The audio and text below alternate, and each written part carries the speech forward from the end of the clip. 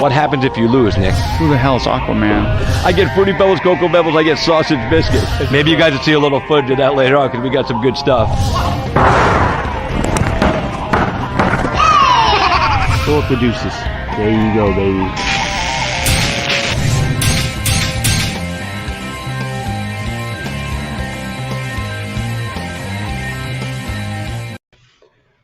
Hey guys, what's going on? It's Cage Side with Christopher James. I'm Christopher James, here to be party with you. Have a good time tonight. I came on a little bit before 6:30, the scheduled start time, because I wanted to do some administrative stuff. Share this out with everybody before I bring on my first guest. Some of you saw me yesterday. I did a car side chat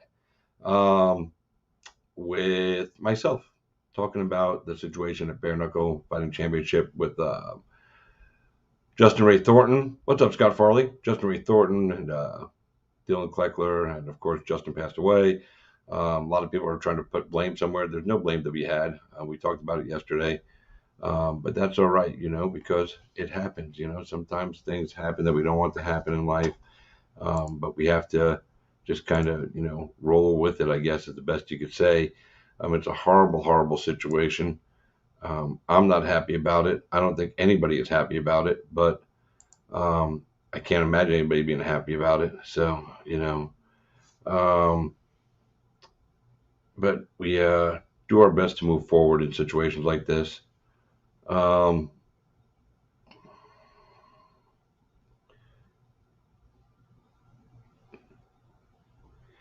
Sorry, guys, I'm typing right now. Give me 1 second here. All right, there we go. So now, like I said, there I am. It should be on Facebook. It's on Facebook right now. Scott Farley's watching it on Facebook. It's on my Facebook page. So I can double check that for you, though, if I go to my Facebook page. Let me just double check that for you, Forrest. Yep, it's showing live on my page right now. So,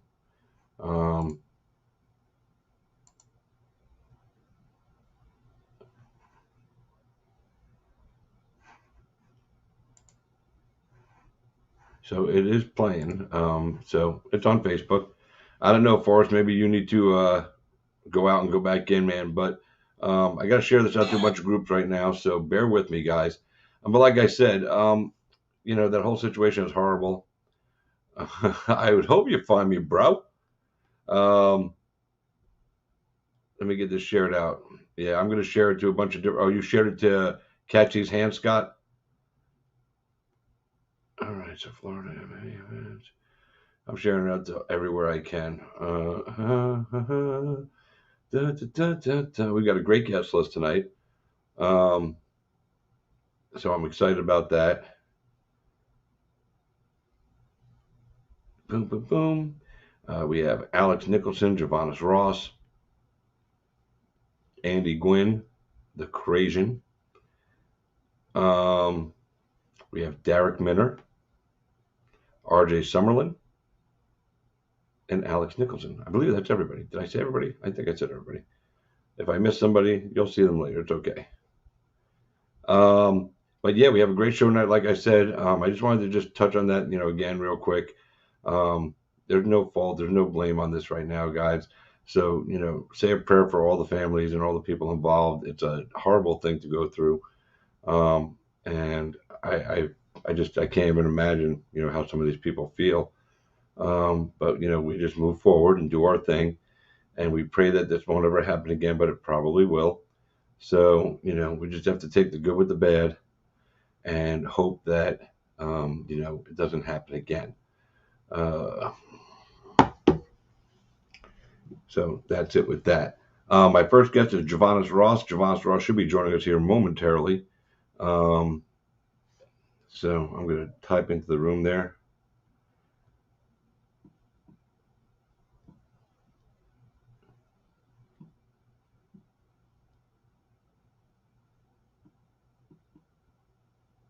Let me just let him know we're ready for him.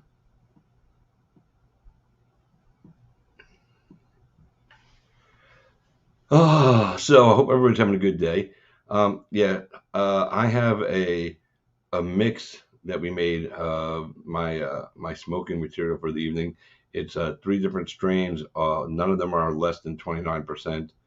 You have an ice cold Rockstar. Let me just say, I start every show with this now: Liquid Death Mountain Water. This stuff is great, man. Water in a can. You wouldn't believe it if you don't try it. That's all I can tell you, man. Just try it. Don't take my fucking word for it. Just try it. One day these guys maybe will sponsor me. The nice crisp crackling can. It looks scary. Tastes delicious. I never thought I would have liked water in a can, but I do. Hey, if you're watching, man, thanks for coming on board with us. Yeah, you need to get some Liquid Death, bro. Very good. So hopefully Javon will be joining us here in just a second. Yeah, he saw my message. He saw the message. I see that he saw the message. So we're just going to wait for him to pop in. It is 6:30. It's actually 6:29, so I can't, but he's there now. So we're going to bring him in for you right now. He second fight at Game Bred Fighting Championship. The first one didn't go his way, but the second one, boy, did he come out to work. He put on a show. It was absolutely fucking awesome. We're going to bring him right now. He is the conqueror, Javanis Ross. What's up, J Money? What's up, Christopher? Oh, I'm just living the dream, man. Alive, happy, and getting to talk to fighters, man. That's good. How's your day today? I mean, pretty good. Just chilling, watching a little anime. You know. A little anime? Yeah, I know. You got your anime. You got your video games. How you feeling after the fight? How's your hands? Everything good? Yeah, hands a little sore, but I'm pretty good, man. You know, I healed up pretty good. Well, I'm glad, man. So for you guys that don't know Javanis Ross is a professional fighter. For years and years, Javanis was fighting at 145 with us at Island Fights and some other shows. Javanis now, the last 2 fights, he's been up and around the 205. And the first one, he said it himself. He goes, he kind of didn't give it all. He got gassed out. He kind of quit on himself. But the second one, he came in healthy. He came in with a lot more time to train. And what we've all found out over the years, when Javanis has time to train, Javanis is a world beater. Javanis can beat anybody we put in front of him. He took on Cody Herbert at Game Bred Fighting Championship 2 and came out with a big win via submission. Bare knuckle MMA. Everybody knows Javanis got hands. Javanis can knock a motherfucker out, fucking from 10 feet away if he just breezes by him. But Javanis got ground game. So we're going to talk about all that. But first of all, man, how did it feel to get back in there at Game Bred Fighting Championship, have that cage door closed for you, and here you are again, the spot where, just a little while back, you didn't have a good night. Was that in your head, or were you just chill, like, here's the next fight? No, I knew it went in my head. My whole goal was to see that I still have it in me, man, because I took a year and a half off pretty much from combat. And when I got that last fight, the last time I fought, I just took it on like 2 days notice. I didn't train. I didn't get to spar. I just went in and fought. That was the first time I've ever been submitted in a fight. But also, like I said, I quit in that fight. Like the submission, I could have got out of that submission, but I was so tired. And, my heart was beating, just the crowd. It just kind of like made me just give up. I just gave up on myself. So then I was just down from there. I was just in my mind. I was just like, damn, I quit. Could I did better? I quit. That's what I'm thinking in my mind. So this next fight, I got offered. I was just ready to see, like, okay, if I go in there and don't quit, let's see what happens. And that's pretty much what happened. Yeah, I mean, you guys, you and Cody, in my eyes, I told you the other day on the phone, that was the fight of the night. You guys really beat the shit out of each other. You both had your good moments. But you came out in round 2 and you said, you know what? My hands are probably hurting a little bit. Let me get this fight down on the ground and put this guy out and submit him, because it's tough. And you're carrying so much more weight than you were used to, competing. You were 145, tall, skinny 145. Now you a big 205 grown motherfucking man. And I love it, dude. I think you should stay up there. How you feeling up there at that weight? You want to stay there, or you got to come go down? Answer the door. I'm doing good. I'm moving around. I got people coming in. Damn. Well, I'm doing pretty good. Well, far as what you just asked me, man? Do you go? Excuse me, I'm smoking some good shit right now. are you going to stay up at the heavier weight, or I'm trying to do go you back to want to come down? 155. I'm trying to go back to 155. I just been fighting. You know what I'm saying? I've been fighting whatever fight I can get. I'm not trying to cut weight like right now. So like 200 been perfect for me. Especially when I get fights, because like you know what I'm saying. I just don't want to. I got to get my ankle healed. See, because this is what people don't understand. The fight I just went into, I sprung my ankle sparring, so I couldn't kick. I had no lateral movement, so I knew it was gonna have to be a dog fight. That's why I was gonna win. So that's why I turned it to that dog fight like that. So You did too. But you had success at 20, that's 200, 205 mhm. pound range. Um, do you feel maybe 155 is even too small? Because you're going to have to drop. I mean, right now you're probably walking at 205. So Mhm. that's 50 pounds to get back down to 55. Mhm. So are you going to do this the right way and cut down to a Yeah, for normal, sure, for sure. I'm not. Nah, I'm doing it so where do slow. you want to walk around then? What way are you going to Like walk around at? 170, Okay. 175. But like I said, I couldn't run. I couldn't do nothing. I probably have been lighter. Um, if I could have kept, you know what I'm saying. If I could have did more cardio. Yeah. So yeah. So I like big Javanas better than the smaller Javanas. yeah, There's something about you now that and when I say this, don't take this the wrong way, but yeah. you were a boy fighting in a man's sport, Mhm. and now you're a man fighting in a man's sport. You've grown up, you've filled out a little bit. Yeah, Mhm. some of it'll come off. I mean, I get it, because you didn't want to cut weight. But I'm going to be honest, you should stay, my opinion, and Mhm. you're the fighter, you know yourself better than me, but I think 185 to 205 is where you should be, dude. Even 170. I think Yeah. 155 is such a I don't big. know. Like, I mean, it's just so awkward when I fight at this weight. It's like even though I'm the same size as these people, it's like I just in my mind I be like, damn, these dudes big, because like I'm not used to being so big. You get what I'm You know saying? what that's from? For years, as a fighter, you Hmm. cut weight, right? Yeah. So you were cutting down from 170, But 180 to honestly, get. No, honestly, I'm hang gonna on. be honest. All Let me right, go finish ahead, go because ahead. I want you to understand what Hmm. I'm saying. You were probably cutting from 180 to 170 all the way down to 145, and taking on these guys. Hmm. You were longer and you were taller, but on fight day, even though you cut to 145 and rehydrated and you put some weight back on, you were probably between 160 and 170 on fight night. So was your opponent. Hmm. We've been trained as MMA fans and for you guys as MMA fighters that we have to cut this weight, we have to get this advantage. But you're not getting the advantage because your opponent be doing the same shit. He Yes. cut down, you cut down. You both rehydrate, you're both the same weight. So you're not getting the advantage. So to keep your body at its strongest, find your walk around weight where you're comfortable walking I actually around I and believe that fight truthfully, and yeah. fight close to that weight class. Frankie Edgar, when Hmm. he was the 155-pound champion, he walked at 156. And he was beating guys on fight night that were weighing 175 and 180 because Frankie went in on full strength. He wasn't recovering 24 hours after cutting all that weight. He was full strength Frankie. You could be fucking full strength Javanis at a better weight and not cutting, and all these guys are cutting to catch up Hmm. to you. You know what I'm saying? Hmm. And you'll be I the know what you stronger mean. guy on I fight know night. what you mean, but I'm gonna tell you right now, bro. Even most of my career, bro, I ain't cutting the weight. So, that Justin Kilburn fight, I cut weight. But I honestly do truly believe you because like I took some heavy shots in that fight. I can't say I got rocked once. I can't say, I got cut, I got split, but far as getting hurt, like far as like I get hit and I feel like I'm hurt, like I'm wiggly, none of that. So I Did you honestly heard from do. Cody? Yeah, Cody, I respect Cody, man. Like I said, I ain't hear from him, but like far as talking to him after the fight, I ain't did get hurt once by Cody punches. Not Okay, once. so here's the thing. So you know that you could take a guy at 205 and take his power Hmm. because Cody's a big boy. Cody's big like you are, and Cody hits hard. Yeah.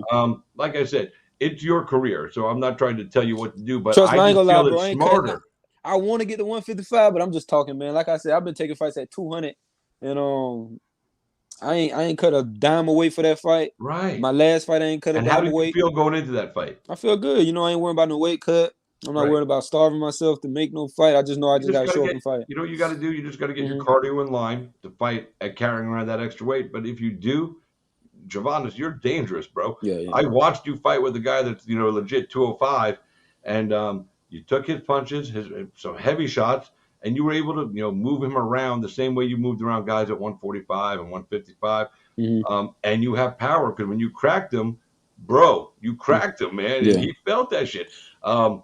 You're a big dude now, man. You ain't a little guy no more. You got to be a big. Yeah. You got to be a Yeah. big dude. Your body filled out, dude. And you Yeah. know what? The year and a half you took off. I don't know if you intended to take that time off or if just kind of life happened and that's what happened. But I think it was good for you. I think it helped you see the vision of what you wanted. Because I remember watching you fight, and you say, "I want to, get here. I want to do this. I want to do this." And I think you being gone for a year and a half, I think Mm-hmm. it was actually a little longer, right? It was about a year. It's probably about 2, but like I said, Yeah. But it was now about a year. you About a year and a you half. you come across so much different now, man. Like when I saw you at both fights, you're more of a man today. You seem more focused mentally. Like you've grown, and now you understand the goals of getting to somewhere in this professional fighting game. And I think this is going to be the time for you to have all the success you want. Mm-hmm. But I think if you try to go back all the way down that weight, I think it's Oh going to be nah, it ain't just gonna happen like that. Like it trust me. would take you forever. I've been I know. Like I was thinking about just fighting down, like go to 180, catch weight 170. You know what I'm saying? Like I was talking about fighting my way back down, but as of right now, like I said, I ain't got nothing. I got a couple fight offers, but like I said, I don't know what I'm gonna do right now. Honestly, Yeah. I'm kind of waiting on that next game bread. Yeah, I I know. fight, You like that shit, right? That game bread, fucking Um, bare knuckle MMA, dude. I can't say I love it, man. I ain't gonna lie, bro. It's a savage ass sport, man. Cause like Yeah. even knowing like every punch hurt, every punch, every jab, everything you get hit with, bro. It hurts, bro. You have to Bone just on bone, baby. yeah, that shit hurt, bro. I ain't gonna lie, it's a painful ass sport. But that was the most damage I ever had to me done in any fight ever. So I'm talking about both my eyes pretty much closed, cuts, my lips cuts, my nose bleeding, my mouth bleeding. It's like it's a painful sport, but I do love it because they pay more than what MMA been paying for me right now. And Yeah. I just feel And like it's backwards when I go fight an MMA fight and they offer you just, you know, I something I know. can make 4 or 5 times more. So I'd rather just do bare knuckle because it's worth my time. Yeah, and with bare knuckle MMA, you can still use your jujitsu skills and Mm-hmm. your groundwork. We Yeah. saw that when you sunk in that submission. Mm-hmm. Um, but yeah, like I said the other day when we were chatting on the phone, I think you found your spot, bro. I think this is where you were not to be silly, but you were bred for game bred. I mean, Yeah. this just seems like this is a good spot for you, man. And because they're so young, you can really do good things and make a name for yourself with this company. Oh yeah, that's And what I want to do. That's what I want yeah, to do. Truthfully, like Masvidal sitting there watching you fight, bro. I mean, yeah. how fucking cool is that shit, bro? I It's mean, cool, man. I mean, I wish I'd have got one of them. The first fight, he was giving out like $5,000 of crypto. crypto, man. I was hoping I can get some of that, man. This for fighting tonight or something. Fight. I was coming to fight. Like I was listening to all the fighters' interviews, and I listening to them, and I noticed like a lot of these people that come in here, they don't want to get hit. They trying to be like, you know, real technical and stuff, like trying to run, trying their best not to get damaged. So I knew if I came in, I already knew I was gonna get hit. I knew I was gonna get hit a lot.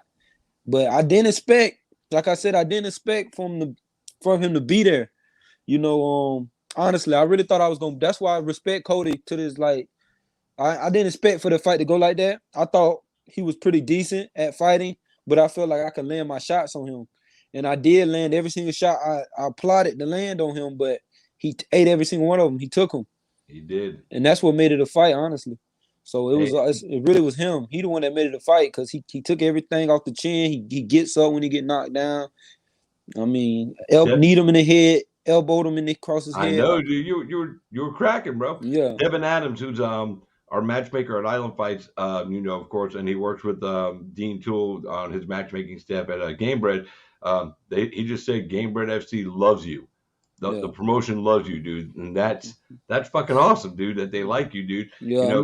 You're Next time they hit me up, I'm back, man. I you love know it. what I'm gonna say this. As far as guys that have come through there so far at Game Bread, there's only been 2 events. Masvidal grew up in the streets, the hard streets, and he was a fucking just gangster, right? Yeah, And that I think maybe you remind him a little bit of himself, because you've come up in a tough tough spot. You know, I've seen your post on social media sometimes about the crazy stuff that goes on, you know, in spots where you lived, and I'm just like, man, I feel bad for Javon. He's living in a war zone sometimes, you know, and that's crazy. And Hannah, yeah, he did smile the whole time. That was the best part. Cody, look, Cody's watching right now. Cody goes, I'm too tough for my own good sometimes. Haha, Javanis definitely was fun as hell, man. Respect to you as well. Yeah, let's And that's respect, what I my brother. love, because you guys were beating the shit out of each other. But he was. Yeah. I saw you crack one time. He's laughing and Yeah, smiling. I'm like, going, dude, that would is have a made tough me motherfucker. angry. I would have been, what the fuck you laughing at? I swear, bro, like I had to really dig deep because I'm in my mind. I'm like, what can I do? Like, I realized nothing that like, I don't know. It's like in my mind, I was like, I can't stop this dude. This dude not going away. And he made me really push. And they say I pulled guard, but it's like I didn't really pull guard. I just gave up on trying to stuff the takedown. We both tired. You know what I'm saying? I feel comfortable on my back, so I just let him have the takedown, and I shot the triangle. So, like I said, man, much respect to Cody, man. That man's a tough motherfucker, though. Yeah, he is a tough dude, man. I've seen him fight before with us at Island Fights and everything, and he brings it. You know, he's there to go, and he's not somebody that's going to quit on himself or give his opponent an easy win. So he brought out something in you. He brought out the best of you, and made you really put on your effort to come out of there with that win. So and hats off to you for doing it. I mean, hats off to both of you. Cody knows I love him to death, and it's cool. I love you to death, man. Both you guys, I've announced both you guys different times, different shows. And it's, I don't know. I don't like to see guys that I like fight each other, but it's part of the game, so it's like, all right, man. So I don't pick for anybody to win. I just hope both guys walk out under their own power, and whoever wins, whoever, doesn't, Yeah. but it's all good. But yeah, Cody's right. He is too tough for his own good, but so is Javanis. Sometimes you're super tough, and you might be tougher than you should be sometimes, but it's gotten you here, and I'm just glad to see you getting this second opportunity to show the world, because there's a lot of talent out there that they haven't seen from you yet. And, I think you got a lot to show the world. How do you feel about it going forward now in your fight career? Do you feel better about this version of your fight career than you did before? Yeah, man. Honestly, I feel like I found my style, bro. I feel like it's a dangerous style. I feel like I might get knocked out a couple more times, before it's all said and done. But I feel like my style is just straightforward. Just come to fight. It's just that love to do that. I do that in the gym, and I'm just happy. I'm just happy that people think it's entertaining, man. I just hope it get me somewhere, and because I know I come to entertain every fight. So. I don't know, man. Like, everything I did in that fight, bro, I do in the gym. So it's like I press forward, I get hit, I come to fight. Every fight from time the bell say go. I don't wait. It's like I'm ready to fight. Time to say let's go. I'm just ready to just fight some more. Honestly, the next time they call me on next show, hopefully I'm on that card. I knew they put me down the card. They kind of put me up on the other card, and they put me down.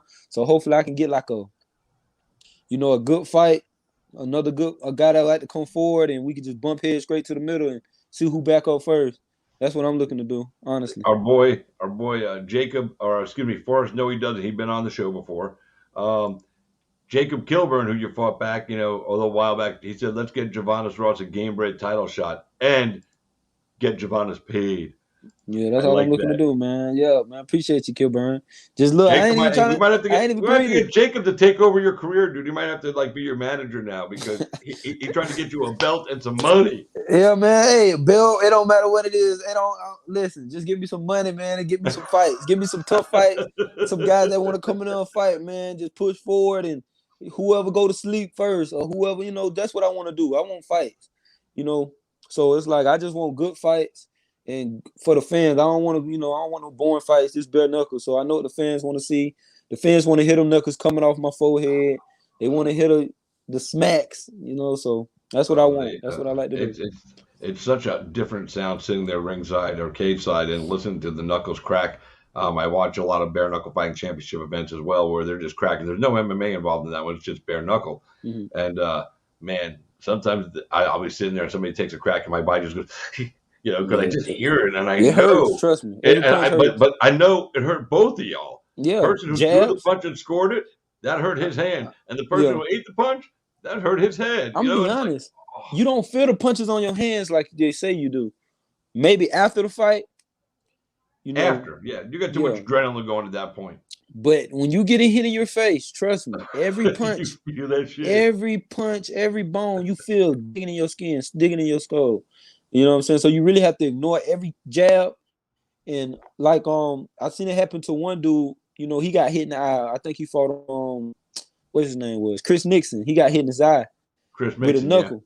Yeah, he good fighter, but it's you gonna get when you get hit in your eye with the bare knuckles, dude. It's like it's pain, like a sharp pain, and it kind of blinds you. So it's like it's a lot that go behind it, man. Trust me, you gotta be a tough motherfucker to do it, bro. It's a scary feeling knowing that you finna go in there and fight bare knuckle. But once you get in there, you know you win there. But trust me, Win. bare knuckle is very vicious and it's not easy. So if anybody thinking you could just cross over from MMA and think it's just gonna be the same, bro, a jab would change the whole outcome of a fight. Just one jab. I always tell people, you know, and now with game bread, but the phrase remains the same. Until you bare knuckled, you ain't bare knuckle. And you don't know until you get in there and get cracked and crack. You got to crack and crack, get cracked and crack back to know if it's for you. And the Yeah. good thing about this is I've watched plenty of guys come in there and think they were ready for bare knuckle, and within 30 seconds they knew it was over, and you know they took a beating real quick and they moved on. They never came back. One of the things that's always been, I guess, disappointment in your career is you haven't been training as much as you probably should, and yet you're still doing this. You know, the disappointing part is you could be so much more. So now, are we going to see some more focus on your training? You know, are you going to make regular training, you know, part of your schedule now because you know you need to do it, and Yeah. you do that and you'll get everywhere, dude. You'll get everything you want. Trust me, yeah, I'm training now. Miley Academy, this the gym. Like I said, bro, I trained a lot through my career. Sometimes I don't train, sometimes I do. I don't train every day. I normally train when I got fights. Yeah, I You're train like for this Derek belt knuckle. Lewis. I'm big now, you know what I'm saying? So like I got to train to be prepared. Like back then I was young, skinny. I had cardio for 3 rounds without training, bro. Like I could just pick up a boxing glove. I gotta train now just to get 3 rounds of fighting, just to go. Yep. So it's like, yeah, I train, bro. And like I said, I seen what training did, because literally everything I did in training, I did in fight. From every shot, from every hook, from every jab, everything I did is just great what I do in training. So yeah, trust me, I'm a train, man. A lot more triangle choke, all that stuff. That's my go-to submission. So everything I did, I do in training. And that's good, man. We're glad to see you doing that because, like I said, if you just, you know, if you continue to train and evolve, man, I think, you know, like I said, you're a world beater, Javanis. You have all the talent in the world to take on anybody. You know, doesn't matter who they are, you know, what they bring to the cage, because you're going to bring something that, you know, they're not ready for. Because, you know, a lot of people don't think you know, I see you, I know, I've watched you. I know that you could go in there and be a very violent, vicious, and efficient fighter and finish fights. That's what they want here. You know, they want you to go in there and put on a show, like you said, and you don't mind putting on the show. As long as that paycheck is coming your way. That's what, man. I'm ready. Any real. fight. Pay Any me, fight, I'm coming, anytime. man. Yeah, anytime. I'm They excited, pay real good. dude. Yeah, and how does it feel though? Like you know, you got the one fight. You know, you didn't get the win. You know, you gave up on yourself. Now that you came back and you didn't quit on yourself, you went out there, you got some training in, you got the win. Mm-hmm. Does that erase the feelings you had before of, you know, damn, I quit on myself? Did you feel better about yourself now? It just really showed me. I just wanted to know whether I still built for it. You know, I couldn't help but not understand because I never quit before in a fight ever. I know. So for me to quit, I just thought I was, you know, being with my kids and just I got soft and I just thought that, you know, I just thought I was not the same person, you know. So I realize I'm still the same dude. Like I still realize I'm still that, you know, tough motherfucker. Like I ain't no quit in me, you know what I'm saying? Even though I quit that first fight, it ain't like the dude did no damage. It ain't like he did anything. I really just, you know, I don't know. It was just a weird feeling, man. But it won't happen again though. I don't think so. Coach Smiley just popped on. He's watching. He said Javonis is a beast in training, and that you're being very humble. You're one of the toughest guys in the room at any given time. DJ Queasy, our Island Fights and Game Bread DJ, he goes, I remember when a skinnier Javonis starts somebody at Island Fight 50, something like that, and laid him out cold. One of the best knockouts he's ever seen. Appreciate y'all, man. Jason Ellis, he said, and he's right on this. You need to respect your talents. You probably didn't as much as you should have before, and that's probably the best phrase I can use to describe what you have. You have some natural God-given talent, dude. Respect that talent and cultivate it, dude. I'm telling you, bro, you're gonna be out of the stratosphere, dude. You just got to stay on the path this time and really just put your life into it, dude. Because if you put your life, that's into what it, dude, honestly, you gotta get it all. Yeah, man, I know it, bro. I put too much time into this sport that I realized that when I thought I was done, but I put too much time into the sport, bro, not to see something out of it. I watch people like, Charles Felony Bennett, because that's like my homie, bro. I used to, go to stay the night at the house. And I watched that he just, he fights and just like I feel like, I don't want to be like that. I want to be able to do more. So I want more wins, less losses, and I want to just, and more just money. Be remembered, more money, and just be remembered, man. Be somebody when people see me on the card, they be like, oh yeah, he coming to fight.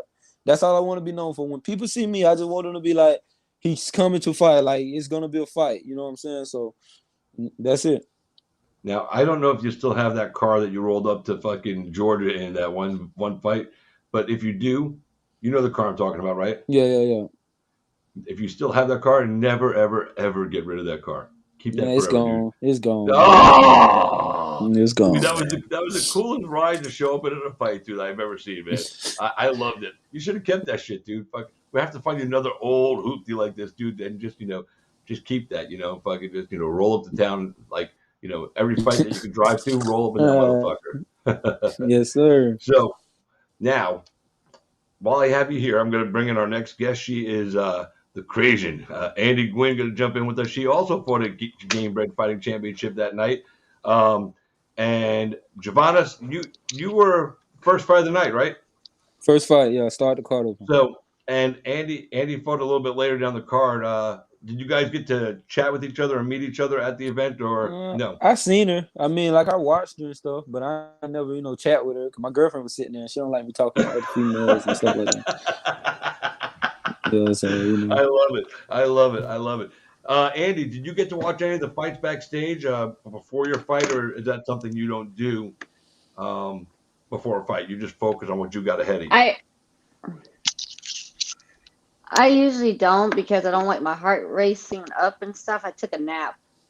I was taking a nap. I was actually supposed to be first on the fight card, and then since the weigh-ins and it went viral, they moved us to like the fourth, and I was like, yeah. So really, I was supposed to be first. I was so excited to be first because I like to get it over with. But me too. That's I was okay. happy. I was happy with my slot. Yeah. So I got a nap in, so I'm not complaining. Yeah, for me, if I'm not first, I want to be the main event. I either want to open the show or close the show because I don't want that in between time, like going, fuck, man, I just want to go fight. Damn. Right? Yeah, it's got to suck for you guys.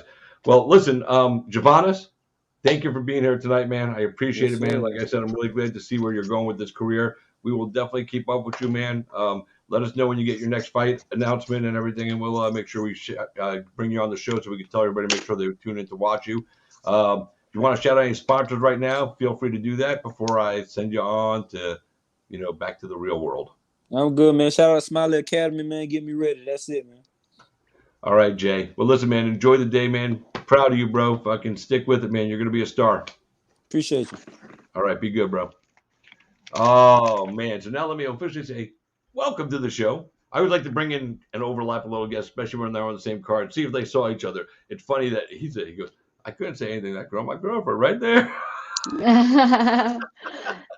So, first of all, glad to meet you. Thank you for taking the time to do this today. I see you got posters in front of you.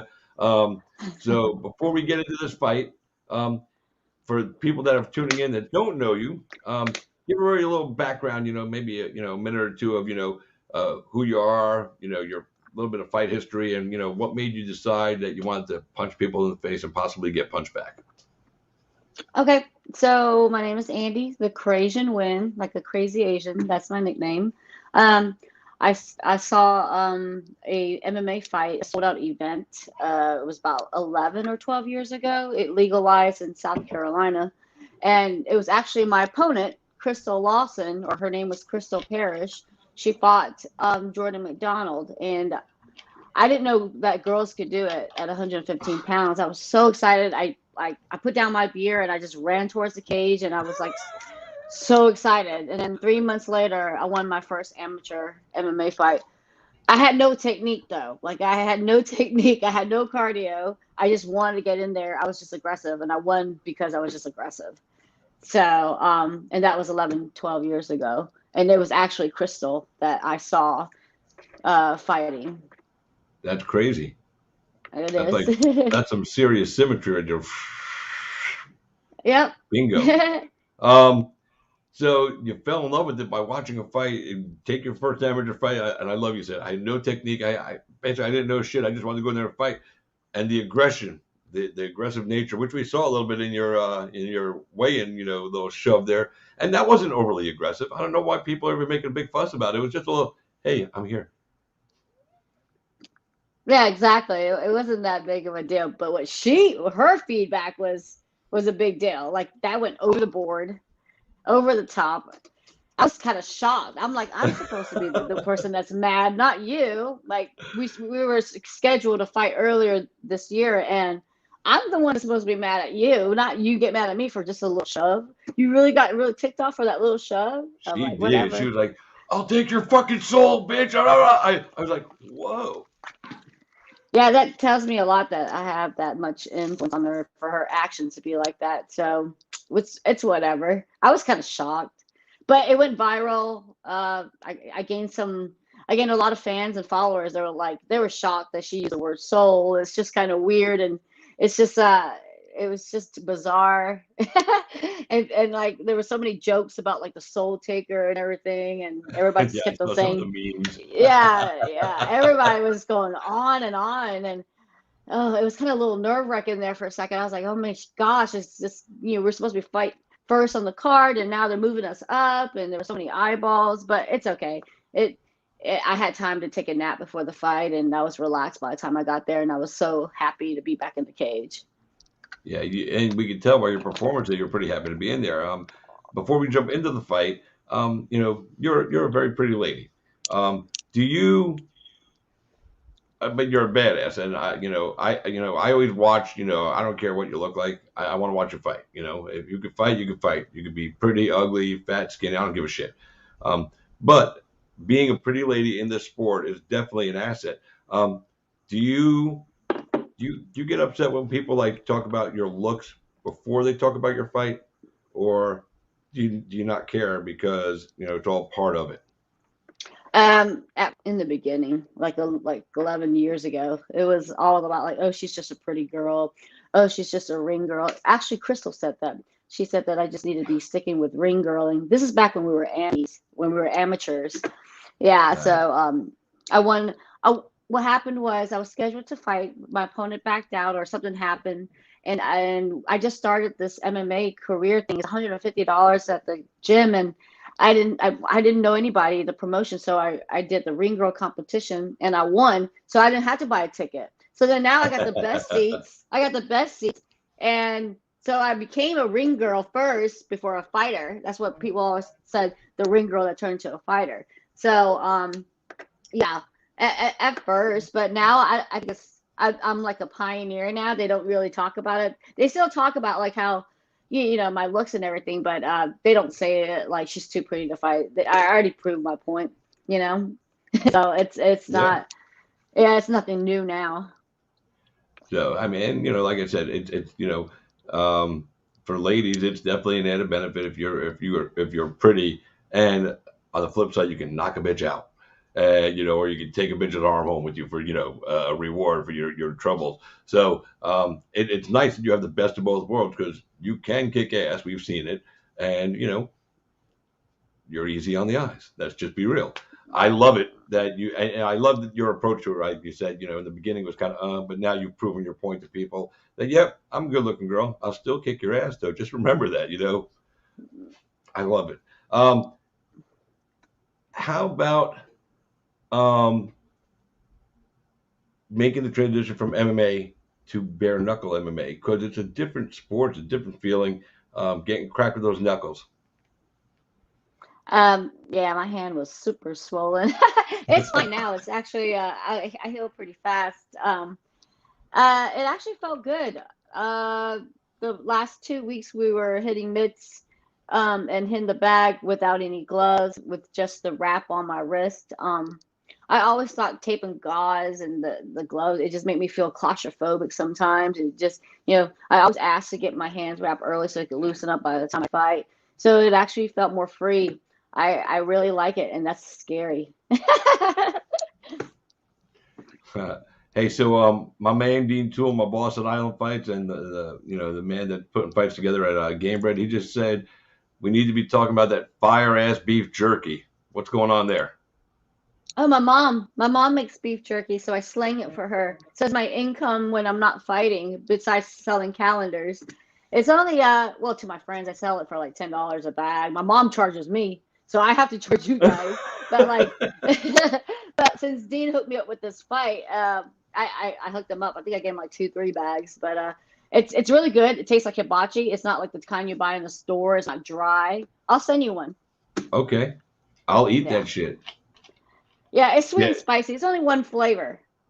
My mom is kind of like Ronda Rousey. She's good at one thing, arm bars. So she's good at one flavor. It's the beef jerky, one flavor. That's it. She made it where it's perfect. And oh my God. To fucking link Ronda Rousey to your mom's beef jerky, I don't know how we got there, but that was awesome. You know what I mean? Like if you're good at one thing, she's a specialist. Your mom's a specialist. Your mom's a beef jerky specialist. Ronda Rousey was a judo specialist. I get it. Devin Adams said that was incredible. I'm guessing he's talking about what you just said and the jerky. Game Bread Fighting Championship also said they do need to be talking about that beef jerky. So the bosses are watching. Everybody's watching. And when I reached out to you, you said to me, you asked me if I worked for Dean, and I said yeah, and you said okay, I'll do an interview for anybody that works with Dean. Well,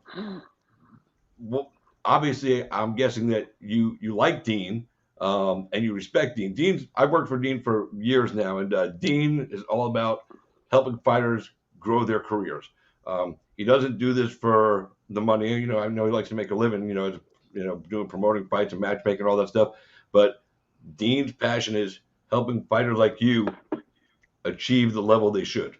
How cool is that to have a guy like that in your corner? Because obviously he made an impact on you because you said, I'm only talking to people that work for Dean. I'm actually a replacement. But anyways. But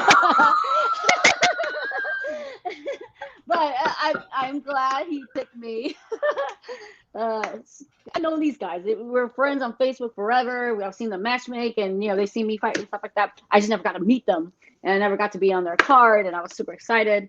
And it came out to be really cool. So I hope I'm excited to come back. So this is not a one-time thing. When they interview me, no, it's scary because I like it a little bit too much. You like the whole bare knuckle MMA thing. Hey, that's okay if you like it too much. Everybody in life has to find their spot. And there's a lot of people, when Bare Knuckle Fighting Championship popped up, there's a lot of fighters that have found rejuvenation of their career or a love for something that they didn't know they would love till they did it, like you. So it's providing opportunities for people to find their spot. Maybe they didn't fit into the boxing world 100%. Maybe they didn't fit into MMA 100%. But all of a sudden, something pops up, and now now you're finding a spot where you're probably destined to be in the first place. You just got there before it was ready for you. Well, I mean, it's only Game Break number 2, so it's just right on time. Right on time. And look, right here from the man himself, Dean Toole, he said he's excited to have you on cards all the time, full time. Dean doesn't say that about everybody, and I'm not saying that because I work for the guy. I'm saying He that wants because me to pack. He wants me to pack that beef jerky. I he know wants what's some more beef. going. He wants some more beef jerky, girl. Just send him a case now. Just get it over with. Right. Oh, and let me tell you something. Never ever. These are the never evers with Dean. Okay. Never ever, and I mean ever, give Dean anything with a pickle on it, or offer him anything with mustard. Those are key. He doesn't You know, like mustard and pickles. if you burn him like a sandwich with a pickle on it, he might be upset with you. You might move down the card. Mm. I'll be okay with first on the card. She's gonna show up, Dean. You're gonna have her scheduled for like a co-main event. She's like, man, I want to do this now. She's gonna show up with a Chick-fil-A Pickle sandwich with jerky. pickle and mustard. I'm first. Yeah. So tell us your whole experience now. Fighting in front of Masvidal. How was that for you? Because he's a cool cat. I was the ring announcer for Game Bird 1. And I've announced Masvidal at an event. He did a grappling match with Anthony Pettis under Island Fights, and I've hung out with him. I ate food with him. Super cool cat. How is it fighting in front of him? I've already tried to reach out to him. I was really harassing Dean and Masvidal to get on their bare knuckle cards. So when I saw him in the cage, I ran after I won. I ran. I was like, I need a selfie with you. People probably think I'm freaking crazy because I was just so hyper, I look like a crazy crackhead or whatever. But I was having the fun. Crazy Asian. I mean, yeah. Grain bread. You warn people. That's the nickname, so they know it's coming. Yeah, they shouldn't be. I mean, there Right. can't be a dull moment. Game Bread FC is. I fought for a lot of people. I fought for Bellator Rising. I fought for Rising. I fought for Lion Fights. I fought for King of the Cage. I fought for Legacy before it turned to LFA. Game Bread, the littlest thing matters as a fighter. You could tell the promotion was built by a fighter because they had the Pedialyte and the coconut water, the fruits for all the fighters after they weigh in. And I really appreciate that because I always have to check in my bag. I hate checking in my bag. I hate losing my stuff, especially when you're cutting weight. You're a little bit delirious. You're discombobulated. You don't know where everything is at. So I really appreciate that. The posters, signing the posters, that's like an upskill thing, It really is about the fighters. And I was really pleased, really impressed. That's what I got to say about Game Bread. Did he say anything to you after your fight? Or after the weigh-in, after the weigh-in fracas? I don't think so. I just wanted a selfie. I gave him a bag of jerky. No, that's it. I think he smiled. He was super nice and respectful. I don't think he said anything. Yeah. What about Dean? Family. Dean wanted more beef jerky. That's all he was talking about. Did he say good fight? Did he say good fight before he asked for the beef jerky, or did he just go right for the jerky? I got your check. Bring me back some beef jerky. So I went in the back and got the beef jerky while he's signing out my check. That's hysterical. That's funny. But listen, hey, if you got something that he likes, like the beef jerky, you're good. You lock the beef jerky and your fighting ability locked you in. You're a full-time Game Bread fighter now. That's awesome. That would be great. Yeah, well, he said it. I mean, it says it right here. It's in print, and we showed it on the screen, so he can't, back out of it.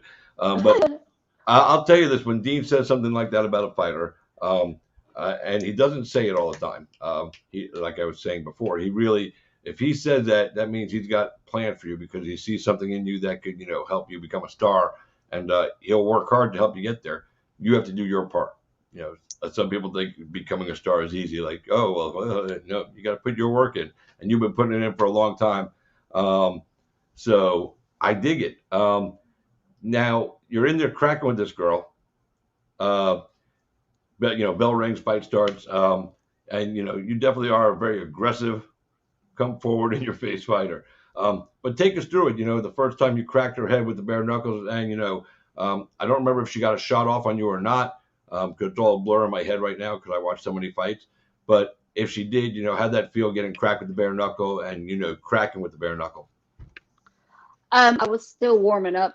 When you're sparring or when you're fighting, you look at the solar plex area. You don't look at the face. I did not see that she got cut. I heard my cornerman said, she's cut, come forward. So I looked up, then I saw the blood coming down. I was like, all right, so I guess I got to open that cut a little bit more. So that's when I came forward because I didn't realize she was cut yet. I had no idea. She was target practice. Her face was target practice to me. So, yeah. Beef squashed after the fight? No. I don't care about her. I'm not fake. If I never liked you, there's probably a reason why. There's no point to be friends. I don't need you as a friend. No, I'm good. I'm good. I only have like 5 friends, and that's a lot already. 5 actual friends? Like the little circle. Once you get older, your little circle. I know. Yeah, I only invite like at least it'll be under 10. I'll invite 10, and only like 5 will show up. Over to the house and have drinks and like Labor Day have a barbecue, but I just your circle just gets smaller when you get older. You just don't want to clean people's mess. I agree. I have a very you're more selective. You're more selective because I've seen I'm 52 years old, so I've seen the idiots out there my whole life. I used to be one of them. As you get older, you just go, man, that's stupid. All right, that person does stupid things. That person, I can't hang out with that person anymore. I've got to be focused on moving forward and being an adult, and that's it. So yeah, it goes from party time, and I work in the bar industry, so I've got tons of friends, but now it's like small circle, and exactly. I very rarely even let people come to my house because I've come to realize I don't like people as much as I thought I did. Yeah, I don't like people. I have 3 huskies. I like dogs. I like people, but you know what I'm saying? It's like, this is my time, my space. I got my wife, and I got family, and that's where I want to be when I'm not out working or out, announcing fights or doing my show. I want to hang out with my family. Those are the people that mean the most to me. So why should I not spend the most time with the people I love the most? That's what I do. So, who gave you the nickname the Crazy Asian? Oh, Slade was the owner of Tussle. So do you remember Tussle? He all the girls had Tussle. So when we were texting each other, everybody had always Tussle. Spelling it the Crasian. Yeah, everybody had Tussle. So he always said Crasian. And then when I turned pro, I was like, I like the Crasian. I'm just gonna set with the Crasian because I think people were calling me the Asian sensation or the Asian persuasion. It was more like the sexy side, but I'm really crazier than anything. So then that's when we locked it in as the Crasian, and it kind of sticks. So. Yep, it works. It works. You said you're a little crazy, so the name fits. Rock out with it. Is there anything else you want to do in life besides fight? Is there something that you're going to take on? A challenge. For a different career besides the beef jerky sales. I'm sure they're going well, but I'm just wondering, is there something else out there that gets you as excited as it does to fight? I've matchmade before for King of the Cage 4 times, 4 different cards. I kind of like that. That gets a little stressful too. I don't know. I've done it all pretty much. Ring girl, commentator. What about outside of fighting? Matchmaking? Oh no, it's going to be martial arts. I used to do nails. I'm Asian. I mean, duh. Everybody does nails. Come on, pick a color. Pick a color. You like this color? You want this color? No, those days are over too. So since you said you did nails, do you all be talking shit about people? If I do, I say it in English. Oh. You can't fake it. I can't fake it. They can tell I can speak English. Well, yeah, I know, but I always think like when I go to get my manicure or pedicure, I feel like I'm getting a pedicure. Like the 2 girls sitting down there, this one's doing this guy's feet or this woman's feet, and this one's doing mine. And I think they laugh and go, look at this funny guy here getting his feet done. What's wrong with him? I just go. Usually they don't. Usually they're trying to manage to see who's get the next one. They're going on rotation. They're talking about, rotation or what they had in lunch. Usually. See, we get the backstory here. Now we know the truth. All right, that's good. They're just talking about, next customer at lunch. I'm good with that. All right. I feel so Yeah. much better because I don't want these girls laughing at my feet. I don't like feet in the first place, so it's embarrassing. Like No. They see a million feet like all the time. You're not going to be any different. So no, it's, you know what I mean? well, It's just it another just pair of is feet. what it is. And the way they giggle, it just seems like they're talking about you. I love you so much right now. You're making me laugh, and I enjoy that. I love your personality. I love your person. This is the first time we've interacted, so I don't know it till I talk to somebody. But I love it. I love your personality. I love the way you're approaching the fight game. And like you said, you've been a matchmaker, a ring car girl. You promoted event, your fight. You pretty much hit all the stops in the MMA combat world, combat sports world, fighting. So is it going to be one day, you have your own promotion called Crazian MMA or, Crazian Fights or, I don't know. I think that's going to be super stressful. I hate stress. I just don't like stress. I like to work and then, just go home without taking stress home. And I feel like that would stress me out. I could see it. I could feel it. I don't know. I think I want to manage girls one day. Like, how to help them market themselves. Some girls need a little help with marketing themselves. Just to put a little bit of makeup on and, clean up their, just a little detail little here and help. there. Hey, little Yeah, help yeah. here. Listen, there's nothing wrong with that because I agree with you. Some ladies, and not just ladies, guys too. You can help everybody.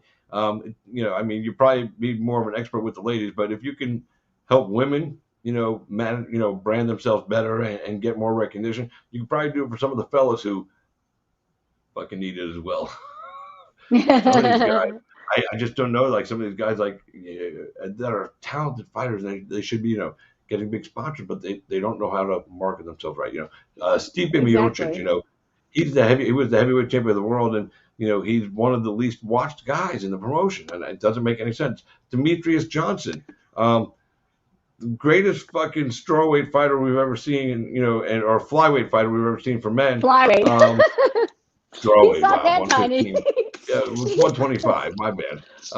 But one of the greatest fighters, pound for pound, we've ever seen, and yet he never got to that top spot with the recognition. And part of that's on the promotion. And They they're never. and they're both great role models. Like no back crazy story, no nothing. Steve A is Nothing. still he helps with the fire department Firefighter. still. Yeah. Yeah, exactly. It's crazy. I know. He needs you in his I'm corner more to help focused him. with the females, but not the males. I don't think I could work with the males. I don't know. I'm not a guy. I mean, I know my name is Andy, but like I'm not a guy. But I think I could. I think I'll be better at helping out with the females once I retire from fighting. Yeah, but think about it. If you could do it for the females and figure out how to make their mass appeal to both male and female audience, you can do the same thing for guys. Stipe needs a girl like you in his corner. He needs somebody that can help because he's a guy with the most knockouts in the heavyweight history. Most title defenses, or not the most knockouts, most title defenses in UFC heavyweight history. We should see more of him, hear more about him, but he doesn't buy into it. He doesn't do what he needs to do to sell. And then there's a guy like like Henry Cejudo who oversells it. Colby Covington oversells it, but they're in everybody's mouth because of what they do. And both those guys fucking are badass fighters too. So there's got to be a balance for some people, male and female. But I get, you want to help the girls out. I get it. It's a ladies thing. I'm not trying to, steal you over here to the guys, but there are probably a few men that could probably use your help, girl. That's what I'm saying. So after fighting, you're gonna stay in. After you're done fighting, you're gonna stay in the fighting world. Is there anything else that you ever thought you would have done in your life? Before you became a fighter. Was there a career path? Where you're going to go to school and be an attorney, be a doctor, be a veterinarian, be a firefighter. I don't know. Was there anything else? I did. I have said that I wish I went in the military. I remember saying that before. I just love my country, you know. I did say, and I always wanted to hold a duffel bag going through the airport with like the camo kind, and I don't know. I have said that. I wish I took up wrestling in high school. Those are the only two things I could think of. Wrestling in high school. But if there was any, if the girls were, I don't think there were. What about now? Do you maybe want to do it? Would you ever become a professional wrestler, like WWE A style? Is that ever? WWE? Oh yeah, I would totally do that. I could totally see you doing it. Just being you, and you would have to come in and be a heel. I could never see you being a baby face. You would have to come in and be that super bitch and just let everybody know. Because I being a guess. baby face, being the baby face ain't no fun. Being the baby face is not no fun. If I'm going to wrestling, I want to be the bad guy. I want to be the guy that everybody hates, that boos and hisses. For some reason, that's what gets me interested. Oh yeah, they pay really well. Rhonda They did it do. right. She did it right. She like got out just the right time. Yep, and she just had a baby. And congratulations to her and her hubby there, Travis. But she's going to come back to WWE after the baby gets a little older, and because she wants to do it more. I mean, I'm glad that she got the chance to do it. And she got there because of who she was in the UFC, and it opened up the door for her. And because of her, at the right time with Charlotte Flair and Becky Lynch, who was the other super popular female, they main evented WrestleMania. That never happened before. Ladies, Mhm. so Ronda helped, just like Ronda helped grow the UFC to a degree, especially for the females. Even though WWE had women all the time, she came over and it added a different level of credibility to it. So hats off to her. I know a lot of people bag on her. I know we make fun of her because she's a one-trick pony, but she's a pioneer. Without her, who knows where it would be with women's MMA today, how popular it would be, or if they would have gotten the opportunities. So I'm glad she impressed Dana White back in the day. Yeah, she did. Is there anybody you want to fight next at Gamebred? I have no idea. 115 this is my first pro 115 fight also. I usually fight lower, like 105 and 110, but it felt good. I didn't have to cut much. It's still new, so I have no idea. I have no idea what Dean has lined up for me. I really don't want to fight Isis. First of all, her name is Isis.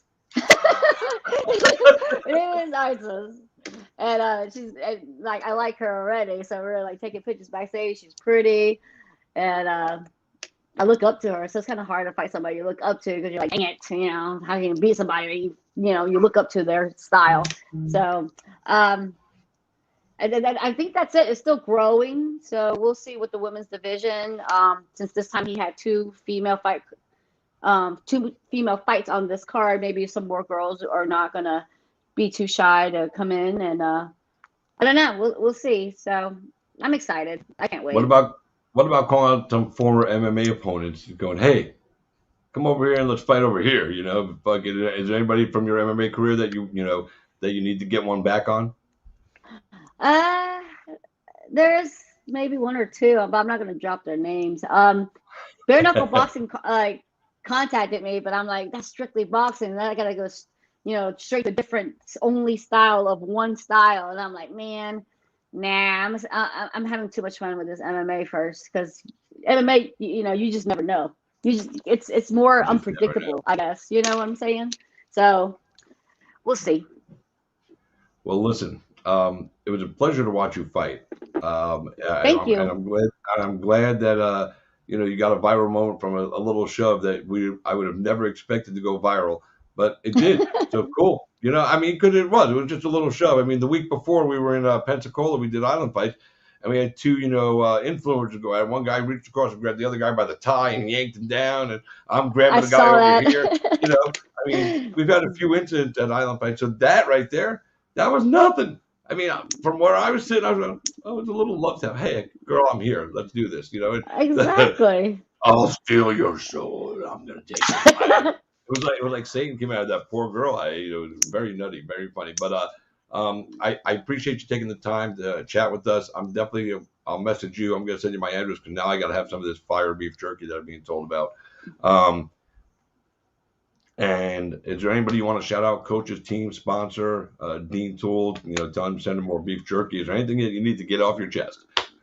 Follow me, Andy the Crazian One. Follow me on Instagram, Twitter. I don't do much on Facebook on the fan page, and then my personal Facebook is just my friends and family. Thank you for all my sponsors and the new ones that are coming in. Thank you, Dean, for trusting in me to put out a good fight and showcase some skills, and hopefully it gets exciting towards the females part and open up more girls to feel more welcome to come in. Thank you for having me on the show, Christopher. That's about it. Thanks for having me. Okay, wait, whoa. But there's one more thing you got to do. I almost forgot, and my viewers are going to get upset if I don't do this. I'm going to ask you to do something that I've asked. This is episode 311 of my show. And I've probably had 650 to 750 different guests, over the years on my show. I've asked everybody to do this, and nobody's ever said no. So, and you're the crazy agent, so I'm not expecting you to say no. If you say no, I'm going to be highly disappointed. I'm going to have to, have your nickname removed. Do I need to chug this? What you need to chug this. It's nothing crazy. I mean, it's probably not even crazy status. I'd say that. Okay. It's just a little fun. It's something that I like to do, and it just my viewers love it. So here it is. I ask every guest on my show for the very first time, and it's only a one-time thing. I ask them to sing for us. I don't care what it is, song, rap, hip hop, country, whatever. You can sing happy birthday to somebody. I don't care, but we ask for a song, and you don't have to sing a full song, but give us like 15, 20 seconds. Oh man, let me think. You put me on the spot. I just don't know. I'm sorry. I can't think of one. I can't think of a song or anything. What's your walkout song? A little bit. I don't even know the lyrics to that. Just a little bit. Come on. Just a little bit. That's it. Are you talking about just a little bit like from 50 Cent? No, Nelly and Florida. Oh, Nelly. State Line. Oh, yeah. That song. Oh, see, I'm thinking a different song. Well, you got to do something before you go there. There's got to be a song out there, like from when you were growing up. To all the girls I loved before. Is that good? My dad used to sing that song. Give me another line to it. Oh, come on. It's like come on, you gotta come on. Oh man. I don't know. Because the song is to all the girls I've loved before who've come right in and out my door, right? Something like that. Give me that line and then I'll let you go. Oh wait, I can't let you go though because I have somebody that has a question for you. I'm going to bring him in right now while you're thinking of a line for that song. He just signed a contract with Bare Knuckle Fighting Championship. And I know that he did it because I'm his manager. So we're going to bring him in right now. Former UFC fighter and new BKFC fighter, Marcus Brimage. Formerly known as the Bama Beast. Now he is the Yoga Ninja. Marcus messaged me in a private chat message that he had a question for Andy. And I figured I'm going to bring him in. So Marcus, this is Andy. Andy, this is Marcus. Hello, Andy. How are you doing? I'm doing good. How are you? All right. Question. How do you pronounce your last name? Win. That's a good question. Okay. All right. So it's not Nugent. It's not Newin. It's not Nuglian.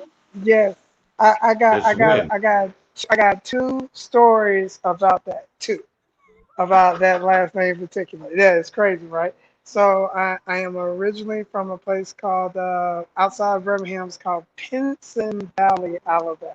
Okay. So when I was growing up, there was this family, and they were the Nugans. There were Michael Nugan. There was Michelle Nugan. Michelle Nugan was fine as hell too. And I remember even like when we all graduated, it was, hey, Michelle Nugan, and everybody said the name, and the whole town knew them as the Nugans. Well, respected people in the town. So I go off to boot camp to the Air Force, and I meet a guy straight up from Vietnam.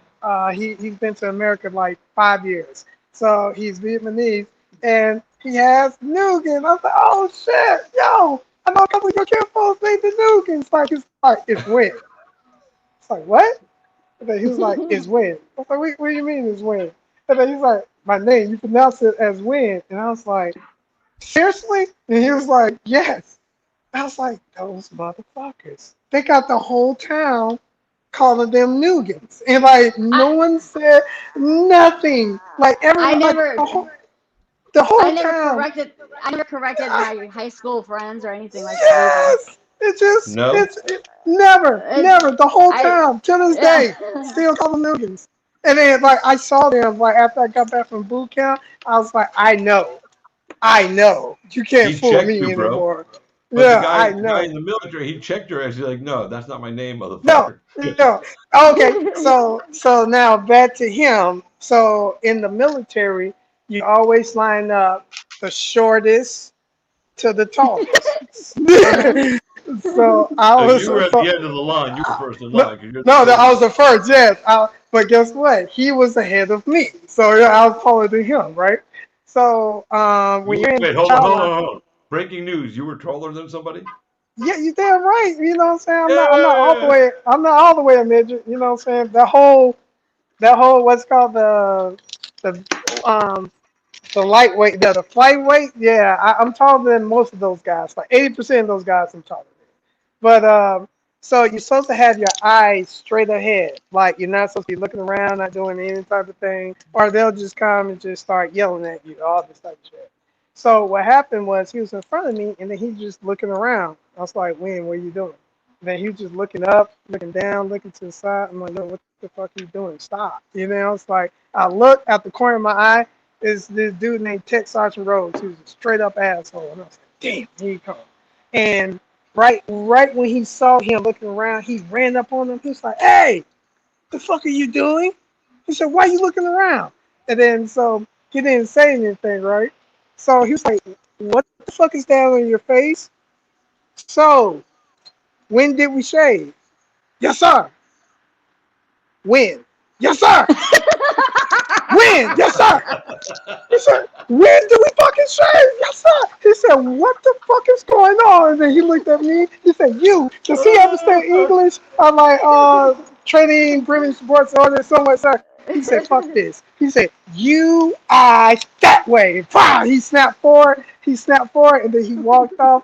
And I straight up ruptured a spleen because I had to hold in that laugh, yo. It Yeah. was hysterical. Marcus, you're sitting there telling the story, and I'm looking at Andy, I'm looking at myself, and I think we're both thinking, where the fuck is this story going? And then you drop it on us, dude. I was like, what the fuck is he telling us? I'm going, man. I'm thinking to myself, man. I asked her to stick around so Marcus could ask a question. And now he's going off on a rant, and I don't know what the fuck he's talking about. Yep. She's never coming back on my show again. I'm going, thanks, Marcus. You fucked that up. You see, and that's how us Southerners doing it. We take our time, but we gonna lead you right back around when it's right about that time, and that's I exactly know, what I brother. I did. know.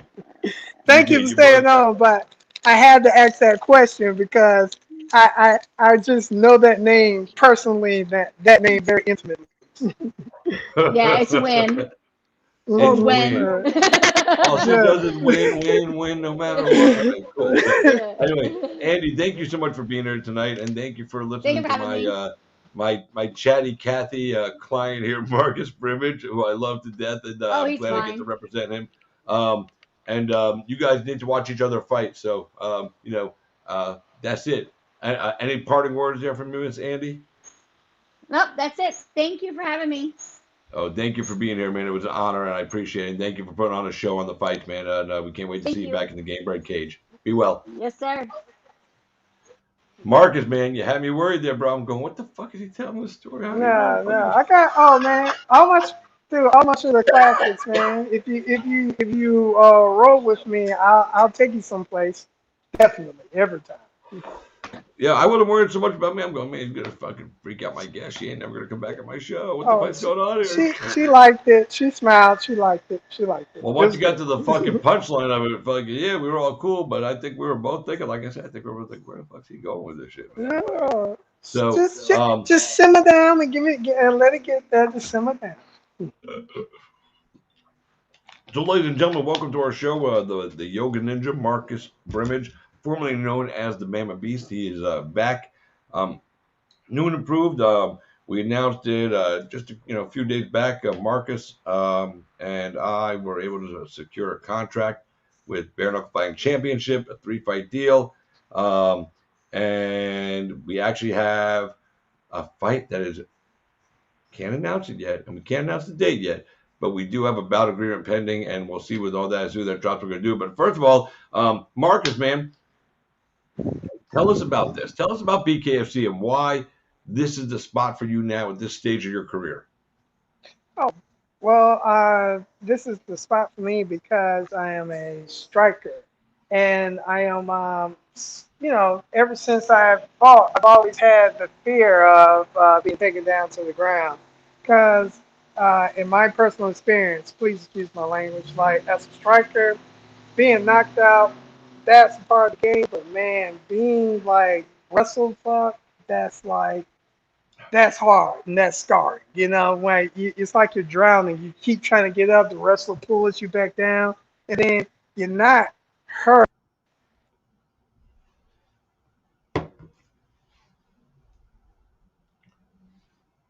We lost your audio, Marcus. We can't hear you. Can you hear me now? Now I can hear you. Oh, sorry, I had got a phone call to miss it there. I apologize. Yeah, when the phone rings, it's if your phone's ringing even on violent silent in the background, it'll definitely stop you from speaking. Yeah, but like I was saying, just being wrestled up, man. That's a terrible feeling. And because of that feeling, you have to spend time on the ground. Like you have to know what's going on because the ground world is just a whole different, complete world. They got its own set of rules. They own their own gurus. They own gods. So you have to come accordingly if you want to do MMA as a striker, as being versed on the ground because your butt's gonna hit the earth. So what you gonna do after that? And in the BKFC, I don't have to worry about that. So that's just a whole load off of my plate. So I could just worry about conditioning, striking, moving, game plan, clinch work. Like it's a lot less when the grappling's off the table. Yeah, definitely. And the good thing is though you're still training your jujitsu. You're doing your yoga, which the nickname the Yoga Ninja. We've talked about it a couple of times. I think we mentioned it the last time you were on the show. But maybe you can do somewhat of a deep dive right now. To really explain to people, not every move that you make in yoga, but why yoga is something that's changing the way athletes perform, and you're a prime example of it because it's truly changed you. You said, as an athlete, how you perform and how you're able to execute both physically and mentally. So just kind of give us a little more insight to that. Maybe we'll attract some new yoga people. People to come join yoga after you say this. I don't know. Oh, well, with me especially, it helped me get over certain anxieties I have. I dealt with, figure out that I have anxiety and I saw a doctor for it, and they tried to put pills, and pills for me is just not the answer and not the route that I wanted to go. And yoga was good, especially for the meditation. It helped you calm yourself down so you won't have certain knee-jerk reactions. And and that is also pivotal when you're fighting because if you have a game plan, you don't want to have a knee-jerk response and get off course from the actual game plan that you have. It helps you with patience, calms you down. Let's not even mention the flexibility and unlocking your body. So the one saying I know from the military, there is no cure, only prevention. And by doing yoga, you prevent injuries. I've had like a shit ton of injuries, and all of them straight up, besides one where I just broke my thumb because I hit improperly. All of them could have been cured by just stretching properly and doing those type of things instead of letting some get tight and me being explosive when you're tight and you're explosive, the only thing left to do is to pop. And that's what happened to me. So now just being stretched, the elongation of my tendons and ligaments, it helps unlock new dimensions in my body, and through that, I'm able to use and find new love in my craft. Yeah. And there's so much to take in with what you just said just now, because it really touches on everything, both the physical and the mental. And if you get all that to come together, then you become a dangerous weapon in any combat sport that you're attempting. We saw you compete a while back at XMMA, and while you didn't get the win, you were out there and you were getting hit, and you were hitting back, and it didn't really seem to affect you the way it had in the past.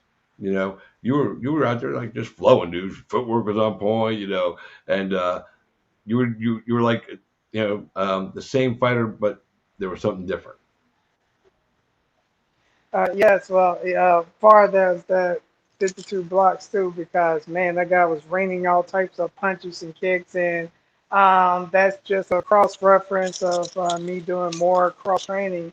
With that system, I was able to defend a lot more, which is something I had a problem with in the past, like going out in a blaze of glory or going out on your shield, like some sort of Spartan mentality. And now it's a lot different. It's not different, a lot smarter. Well, yeah, smarter will allow your Oh, career oh to yeah. go. For instance, like when I sparred Juggernaut, like there was no way I could outbeat him. Yeah. No way I could outbeat him. No, you weren't going to outbeast him, but you could outrun him.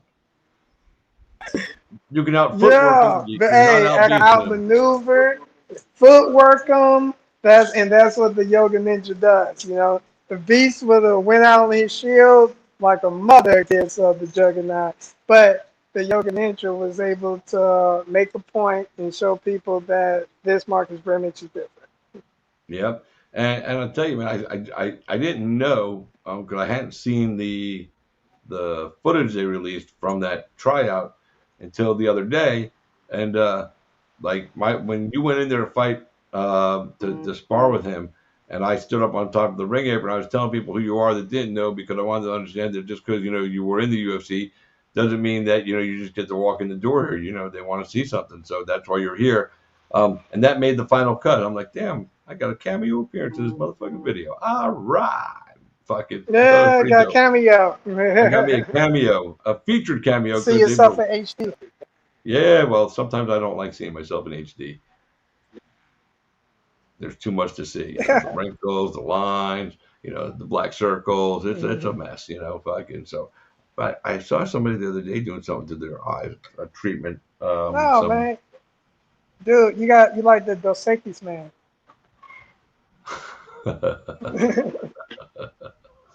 That guy's awesome. I want this to be all white though. This got to go all white.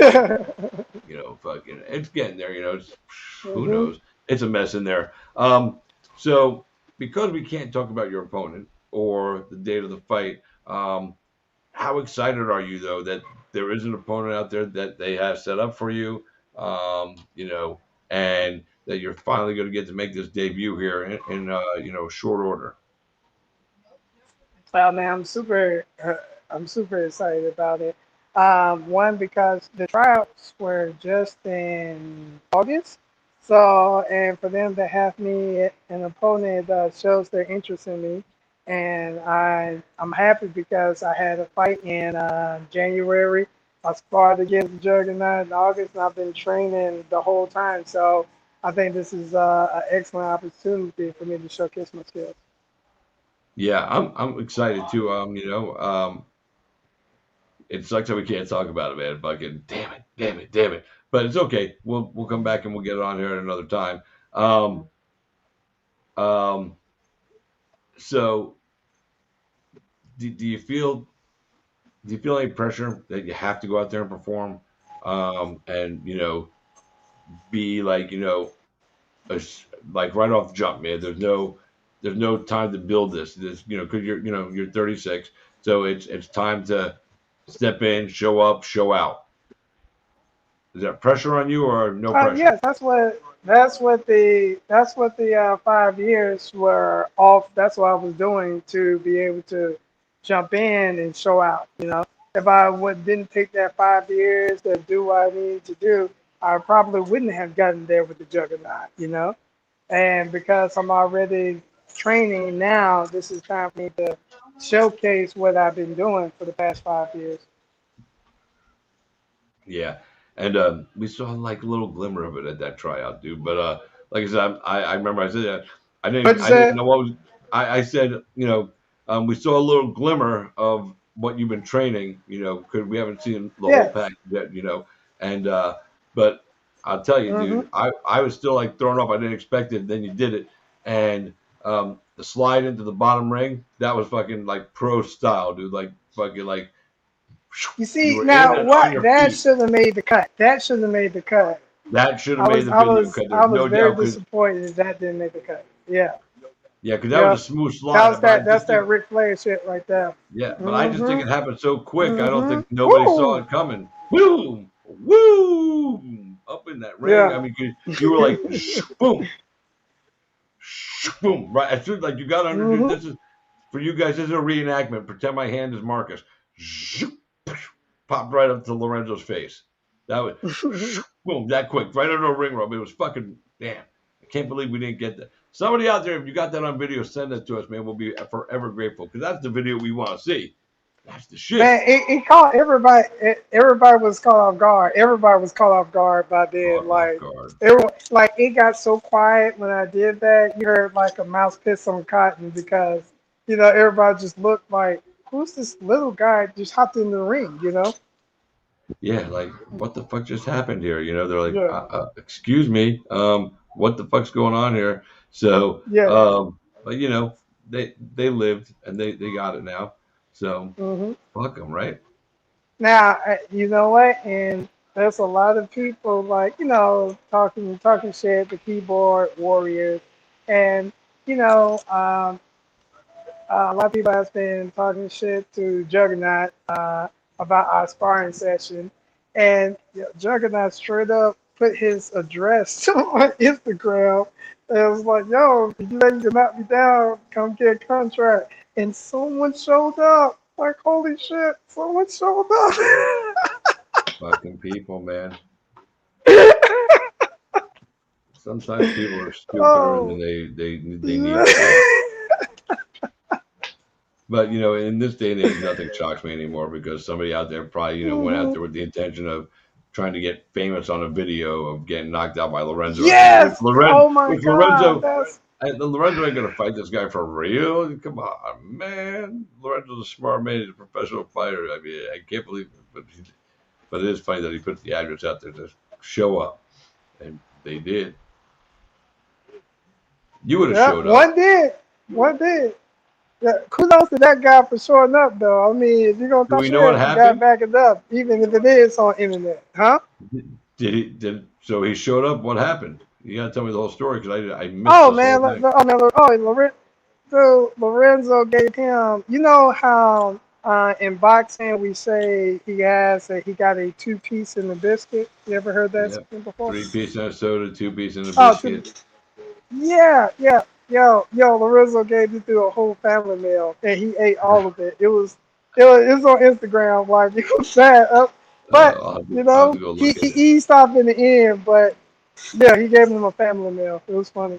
A whole family meal. He didn't just get the 2 piece in a biscuit. He got the Yeah, fucking 8 piece, four yeah, biscuits for 3 sides, and a drink. yeah. Yo, A and gallon then of iced and tea. for yeah, I'm about to say so. He got the gallon of Milo's iced tea. Like, where the fuck did this come from? Yeah, Milo's iced tea. Milo's iced tea. He got the good shit. That's that bomb shit people don't know. Oh. Yeah. Oh my God, man, that's fucking crazy. So, maybe maybe we need to reach out to Milo to get them to be a sponsor for Marcus Primage, man. That good iced tea. then people will be fucking what? Yeah. Oh, dude, I remember I used to smuggle that back to American Top Team. Like I go to Alabama like every Thanksgiving, and the wrestling coach there, his name was Kami. He was like, "Hey, bring back some of that iced tea, dog. I know y'all got that good stuff." So we used to come back with gallons of iced tea, like we bootleggers or something. Bootlegger Brimage. Yeah, It's a Bama Beast, it's the bootlegger, and now yeah, it's the Yoga Ninja. That's hysterical, dude. Bootlegging the yeah. fucking iced tea. What's this world coming to, man, when you got a bootleg iced tea? I know, right? That's not even I right. know. If something's so damn good, why ain't it everywhere? I mean, I will admit, I think something's wrong with the flow of the water. Like, it doesn't mix right. Like, I tried to make iced tea down here, it didn't work. So just let it go. Just let it go. There's You too let much the iced tea sulfur in the go? water. Yeah, let the iced What tea about go. using like bottled water to make your iced tea? Yankee. Is that too bougie for you? Yeah, that's up there. I've become quite bougie since being in South Florida. Like, I like let go of meat and stuff. So I'm pretty bougie, but that's up there even for me. Like, yeah, man, I get it. I get it. I'm not a big iced tea guy, so but I do know my way around a good tea. And Hmm. yeah, no, the water's got to be right. But like my favorite pizza place is in Tampa, and they import water from New York to make their pizza. True story. Damn. See? Shit's like Okay. shit's like, and it's like being back up in my hometown of Long Island, man. It's not even fucking joke. Night It's and day. fucking night and Mm. day. Oh Got man, it really is. It really truly is. Some places go, oh, we got New York pizza. No, you got pizza that looks like it could have been possibly made in New York, but you ain't got New York pizza unless it's got that. That's got to have that right taste. There's a lot of places to talk about, but it ain't real. It's all facade. There's one. man. You know what? I know. Uh, you said Long Island, not New York, right? Well, I didn't say Long Island. I said Long Island. Oh, okay, Long Island. It's Uh, Long Island. because I went to New York before, and that was like a different type of dirt. Like that was I went to like the subway, and like I didn't want to touch nothing. Like I kept my hands in the pockets the whole time. Uh, You know, and I'm from the sticks, and so I seen some shit, and I was just like, oh no, if you're uh-uh. from the sticks, man, the subway's scary to you. I get it. I get it. Luckily, you can defend yourself because fucking, you're a man that's small in stature, so people probably try to fuck with you, especially in New York on the subway and shit, dude.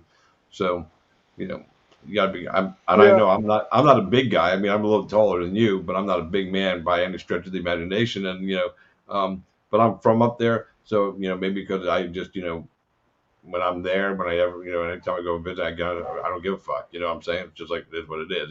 Like this is normal life for me. Hmm. But there's other places I go, man. I'm going, that's a little gross. Yeah, no, no. Like I don't know if I ever want to go to Los Angeles again, man. I'm driving around there and people are like just dropping trowel right in the middle of the fucking street in Beverly Hills. Just shitting right in the road. It's daytime. I'm like, so to me that's grosser than anything I ever see in New York. We lost Marcus there. I don't know what happened. We started talking about crazy stuff, and boom, he's gone. I bet you his phone died. Let me see. He says his device is not connected. I can't bring him in until there we go. What happened, bro? You hung up on us, man. I made a mistake and hit back on my phone. That's crazy, right? Ah, I see. I see. Um, so I wish we could fucking man. This sucks. I wanted to announce it, but I don't want them to get mad at us.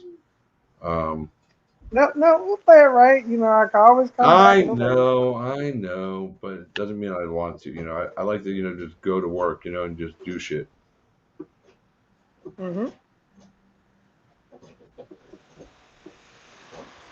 Oh man. So what's on the plans for the rest of the night, man? I saw you doing some training today. Got a little video we put up for you and all that good stuff. Is it go home and relax Yeah, I'm time? just leaving. Now I'm about to go and do some cardio. Probably gonna do like 30 minutes on the elliptical and go for a nice swim. Hell yeah, dude. That's a good way to relax and wind down from a busy day. Good job. Hmm. Hmm. All right, man. Well, Thank listen, you. we are gonna let you go. I know you've had a full day already. I appreciate you taking the time, and like I said, I appreciate this journey on this road we're going down, dude. It's gonna be a good time, man. Fucking good time, good time, good time. And we'll tell you guys I about it agree. as soon as we can. Until next time on Dragon Ball Z. Right, and next time on Dragon Ball Z, man, we'll get the Yoga Ninja Chronicle update. Yeah, Until then, though, I used to um, hate it when they did that. As a kid, they used to do that on all the any time, like show, right before something major is about to happen. Yeah, sure. Next time on Dragon Ball every Z. show, on whether it's Dragon Ball, I mean, it's like they leave you hanging like a cliffhanger. Like, did he die? Yeah, Is he alive? yeah, What the fuck? Did he fall off yeah, the building? What yeah. the fuck? They got to wait around for months, Find out next time on Dragon Ball Z. or find out next season on Dragon Ball Z, which is 6 months later, and you're stuck there hanging for 6 months. Going, what? So not Damn, cool. you know. Oh, I know. So, um, well, listen, brother, you enjoy the night. Thanks for being here today. All right. Appreciate you. Hope you get a good night's rest. Enjoy your swim, and we will. I'll probably talk to you tomorrow. I might even talk to you tonight. Who knows, man? So, but anyway, jump on out, man. Enjoy the rest of your night, man, and we'll see you soon. All right. Have a good one. See you guys later. You too, man. All right. See you later, Marcus. Boys, that was Marcus Brimage, the Yoga Ninja. New fighter of Bare Knuckle Fighting Championship. He's going to be making a debut soon. But Marcus is going to jump on out, and we're going to bring in our next guest right now, joining us on the show. Boys and girls, he fights in the UFC. He's a cool dude. He's a good dad. He's got it all going on, and he's rolling around the road, man. He's fucking rolling down the highway. Let's welcome in right now my man, Derek Minner, stepping in. What's up, D? Yo, what's up, man? Oh, same shit, smaller shovel as always, brother. I got to wake up today. God allowed that to happen, so I'm good. Everything else after that is bonus. That's a good day. It's a good day. If you're above ground, it's a good day, man. Even when shit happens. So, Yep. So how you doing, bro? You look like you're taking a nice little drive, chilling, relaxing. Nah, I tried. I Training? was like 1 minute off of making the timing right. I'm heading to training a little early so I can get on the phone with you, and so I'm pulling up to the gym so I can park. And I was about 1 minute away from making it perfect timing, but the kids held me up at the door for that 1 minute. Hey, man, you can't even complain about that, man. Those are the moments you look for. Kids holding you up at the door. It's when they let you walk out the door and they don't even give a shit. That's when it sucks, man. So right now, enjoy it. Oh, One yeah. day they're not going to care. Be like, good, go. My youngest is leave me alone, Dad. She's 1.5, and we just started her at daycare, and like the first day she cried, and I was like, I felt really bad, but the second day it was like, all right, she just fucking walked off. Damn, it's starting early with that one, bro. And I was like, are you serious? And now she's ready to get out the door about 9 o'clock in the morning. She's like, all right, let's go. I got to go see my friends. I got to go hang out with my homies. Damn, bro. You're already getting put to the side, man. Yeah. They start so much younger. Well, tell her she needs to get a job and pay for her own shit then. Yeah. You want to hang out with your friends, buy your own diapers. Yeah, no shit. Yeah, we'll see how popular you are, Miss Poopy Pants. That's for sure, bro. Yep, that's right. It's a year and a half because that's the first time we were on the show. And, Derek's first time on the show was from the hospital room the day his wife had a baby. And, you guys know I always gets to sing. He's saying happy birthday to his daughter the day she was born on the show. Still my favorite performance of singing because it was the most real. It was the most realist thing we ever had on the show. Yeah, that was pretty cool, man. At the time I was like, what the hell? But now I'm like, that's something I can, I cherish forever, and she can look back on it, and like I made her an email for, right when she was born. I saw this one time and I was like, when I have kids, I'm going to do the same. So all our pictures and shit, I send to an email. When she's 18, I'll be like, here you go. And she can look through her whole life. Right. Yep. And so like I sent that. So that'll be cool when she sees all that stuff. So. Yeah. So, you had a fight recently. You took on Darren Elkins. Didn't get the win. That's one tough son of a bitch right there, man. I got to tell you, man. Fucking, I was watching that fight, and I thought you had him. It's my own fault, bro. It's one of those things that, I mean, I can't put that blame on anybody but myself. And, I mean, it was my own fault. I didn't stick to the game plan. I went back to the old DM, and, it is what it is. And, I put that on me because 99 out of 100 times I beat Darren Elkins. That dude's a fucking zombie. He walks through a lot of shit, but dude, man, it is what it is, man. I look back on that, and it's an upsetting one, but a motivating one with that loss, because there's no reason that should have happened ever. Never should that have happened. But I'll take away what I need to from that. It was honestly, it was like a tale of two fights. It was so just weird. Like, I'm watching this fight, like I'm sitting there, I got it on the TV, and I'm going, oh man, I'm going, all right, this is fucking, here we go, fucking, and you come out and fucking in round one, you're just fucking, your DM, you're fucking out there doing your shit, bro, and then the script flipped, and it was like a full flip, and I just like, I didn't get it, but. And take nothing away from Elkins, I mean, fucking, like you said, the guy's a zombie. He takes fucking shit. He's known for shit like this, I guess, I mean, honestly. So, it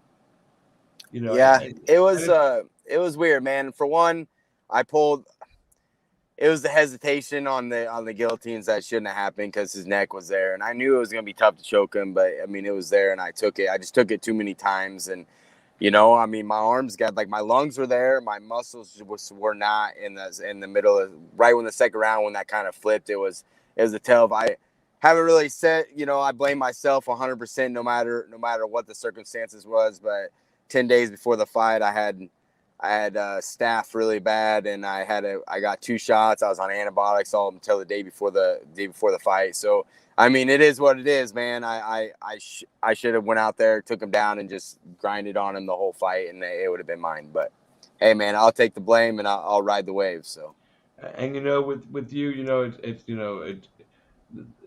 it's not like you haven't lost a fight before. You've lost a fight before, so I don't want to say you're used to losing, but you understand that, okay, I got to take something away from this loss and the positive thing, and turn it into, something good for myself, and I think you've done that. You've had your runs, especially since you got to the UFC, where, you're figuring shit out along the way, because it's definitely a different level than before you got here. So now everybody's really good, it's like, fuck, man, So I think you're learning, and, like I said, you got the right people around you, dude.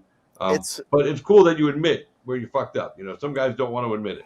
Hey, man, I've been at this game longer than the majority. I got more fights than the majority of people in the UFC. I take away, the problem is, it sucks because when you look back on it, like, I come to fight, and that sometimes that fighter mentality bites me in the ass, because, I mean, out of my 12 losses, I mean, how many of those fights were exactly the way that just happened? I mean, too many, So it is what it is, man. I'll learn from it and I'll grow, and that's made me who I am, and that's made me the fighter that I am. And you know what? That's never happened twice. It's never happened twice in my career, and it just won't happen. It won't happen in December. It won't happen. It is what it is, and I'll take what I need, and we'll get back to it. And we're getting ready to, start camp and get this ball rolling. And I got the best coach in the world. I got the best team in the world, and that's where it'll be. So December, you brought it up, Ryan Hall, the jiu-jitsu wizard. This guy, he's 100% a specialist. He's got a game. Although I will say, over one of his last 2 fights, or maybe in both fights, he did show that he learned how to throw a punch a little bit, which, you know, it's kind of cool. You know, fucking, hey, you learned a new skill. You know, but his game is to fucking take you to the ground and destroy you. A specialist. Are you making adjustments for what he's bringing? Because I think in most MMA fights, my opinion is, if both guys have, similar skill set, you know, a little ground, a little striking, a little this, a little that, it's cool. But when you take on a specialist, I think you have to prepare more for that guy in that one discipline, because that's their wheelhouse. Like, you know, girls knew Ronda Rousey was going to judo toss them and then fucking take their arm. Nobody could stop her, you know, until she got stopped. But, you know, I mean, she went on a tear. She went on a run. She was taking arms home like fucking they were nothing. And she, along the way, she knocked a couple girls out. So, is it possible to train for Ryan Hall? I mean, if I'm gonna go jump in this kids class and let all the kids roll at me and do front rolls and shit, and I'm just gonna dodge them all so they can't get on my legs, you know? No, but you know, dude, you know what? I know you're laughing about it, but it's probably not a bad idea to have a bunch of dudes coming at you at full speed to really get you to fucking jive, you know, shake and bake.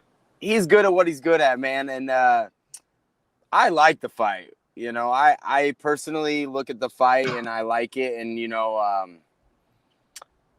he's just not gonna roll up my legs and grab my fucking ankle, bro. He's not gonna might. You know, I mean, he's gonna. No, he might. You're right, and he might, like, dude. I mean, that's what he does. That's what he wants to do, right? That's what he wants to do. He wants to roll up my legs, and he wants to get you in those scrambles so he can grab a limb, right? He can grab your legs and grab your thing. But that's okay, man. Like, if I mean, you know, it is what it is. It's gonna be a great fight, and you know, I just, you know, maybe I get to show off what I've been looking to show off for a long time is what's gonna happen, you know, and that's you know, I hit really hard, and my stand-up's really good, and if I only have to watch out for one or two things, like, I'm in a really good position, and I feel like this fight puts me in a really good position. Obviously, I know what he wants to do. There's no questions asked on, oh, what's your opponent gonna do? You know what I mean? Like, you're not gonna like, what's Ryan Hall gonna do? He's gonna roll one way, two ways, three ways, and he's gonna try to get your ankles. He's gonna allow you to pressure forward and he's gonna roll, or he's gonna allow, you know. And so that brings an interesting topic for a guy like me, because that's what I do. Like, I'm a pressure forward. I'm gonna fucking take your head off. I'm gonna take you down. I'm gonna ground and pound for you. So in my eyes, this is like, it's a fun puzzle to solve. I mean, James's mind might be going like, you know, like, he likes to fight, I like to fight, but, you know, it puts us in an interesting position on how once that we get in, you know, the next 9 weeks, and how everything goes. So, well, I'll tell you how you approach the next 9 weeks. Listen to Coach. That's how we approach the next 9 weeks. I mean, that's probably the best thing for you to do.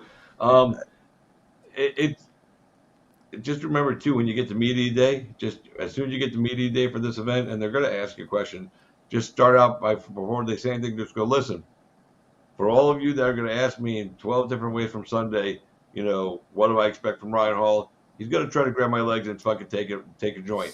That question's done and off the table, because you're all going to ask it next. Yeah, and then nobody's going to have anything to say. Then you've done your media day. You get right the fuck out of there, dude, because that'll shut them all down. Because they are going to ask you that, and that's the stupidest fucking question to ask. It's we know. Yeah. I mean, that's the thing. Like, you're the first person that I've talked to about the fight. So, like, by the time the fight week gets here, I'll probably have answered that same question 450,000 times. So, yeah, we know what his game plan is, and, you know, we know what he's gonna do. I mean, I saw he's with another fight camp. You know, this is like his third or fourth one. You know, maybe they'll teach him, you know, other skills in the next 8 weeks. I don't know. Who knows? Yeah. But I'm gonna come in there the best Derek Minner I can, and I'm gonna be ready for ankle locks, and I'm gonna be ready for the rolls, and I'm gonna be the best version I can be, and I'm gonna go in there and I'm gonna fucking beat his ass, and then I'm gonna walk out there with a win, and then that'll be that. So yeah. I think the way you start to fight, as soon as they fucking blow the horn, ring the bell, die for his ankle, dude. Just like he was gonna do to you, dude. Just fucking fuck them all up, dude. That's what I was telling. I've said that a few times. Like, because I mean, when I roll, like sometimes I do get in those positions. I'll fucking sit for. And I was talking to Ryan Jensen, who's my coach in Omaha, and I was like, "This is exactly how the fucking fight's gonna go. I'm gonna get on his fucking ankle. I'm gonna break his ankle." Nah, it's probably not gonna happen, but it's fucking fun. It's funny to think about. Yeah, because I mean, well, GSP was really good at that, and he would take his opponent's strength and make it his own and use it against the opponent. Yeah. So if you were an excellent striker, he was going to outstrike you. If you were an excellent wrestler, he was definitely going to wrestle you. And he would find out what you were good at, and he would try to assimilate that into his game plan. And he was very good at it. John Jones also very good at that, assimilating to his fighter, the fight style of somebody else and taking their strength and turning it into a weakness. So yeah, man, you can figure out how to fucking take his ankle. It's a little different. It's a little different with what he's good at. I mean, that's the thing. Like he's good. He's good at getting to the legs. I mean, that's his whole series. That's his whole video series. That's all. People buy that to learn how to ankle lock. So we know that he's good at ankle locks. But guess what? Like, I have some vicious fucking ground and pound, so you better hope I don't catch it. I'm not in his guard laying elbows on his freaking face. You know what I mean? Like, that's the thing. Like, if you can't get to my ankles, what are you going to do? Do a regular triangle that I've seen 150,000 times in my career? Like, go ahead. You know what I mean? So take a shot. Yeah, it's fun. It's my ground and pound's good. So, yeah, I mean, it's an interesting fight, and I'm excited for it. I'm excited for the test, and I mean, this brings more eyes on me, they look at it as, Ryan Hall is getting a guy that's been submitted a bunch, but look at the ways I've been submitted is after when I've been blasting dudes for, 7-8 minutes, and then I get caught in something because I'm tired. Well, he's not going to scramble with me like all the other guys do. He's not going to scramble with you like he's not. And them other guys, usually they're super tough. They can take a freaking beating for 7-8 minutes. And then like, I'm like, and then next thing I know, I'm getting submitted, So, yeah. And I've learned from that, I've learned from that. No matter if I displayed what I displayed in the first round of Darren Elkins, that was fun. But, like, that's just not me anymore. Like, I've changed my game so much. And just like I showed in Charles Rosa fight and the guy that was in Charles Rosa fight, the guy that has James Krause in the corner step by step every fight, that's the fighter you're going to see December 11th. And yeah, we'll go in there and we'll handle business. Yeah, that's what we're expecting to see from you, man. Go in there and handle business. I too, I like the matchup, for a couple of reasons. One, I think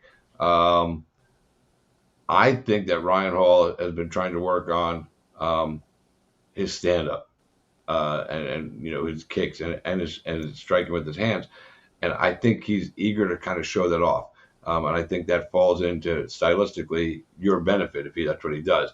Obviously, he can do that. He can use those moves to feign that takedown attempt, that roll for your ankle, and maybe he's got a better way to disguise it right now. But I think he's working hard because if I'm correct, he took a loss in the last one. It wasn't pretty, and I think he wants to. You're both coming off loss, and you both have something to prove.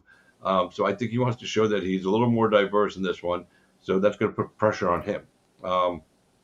Again, you've had multiple losses. I don't think you feel pressure for a loss. If you lose, you've been there before. It happens. You understand that. But I think it allows you to be more relaxed. And like I said, I think it plays into you stylistically. Yeah, and does a guy that's never been out cold come back from a fighter that he's been, come back as the same fighter after he gets knocked out the way he did only 4 or 5 months ago? Yeah, that'll be a test. That's a big question because people may not see it, but I'm telling, I fucking hit hard, and he's gonna feel that. Those who know, they know you can crack, bro. So no, it'll be fun, and that's why. I mean, we'll see what his little ninja kicks to his rolls, how they play into the game plan.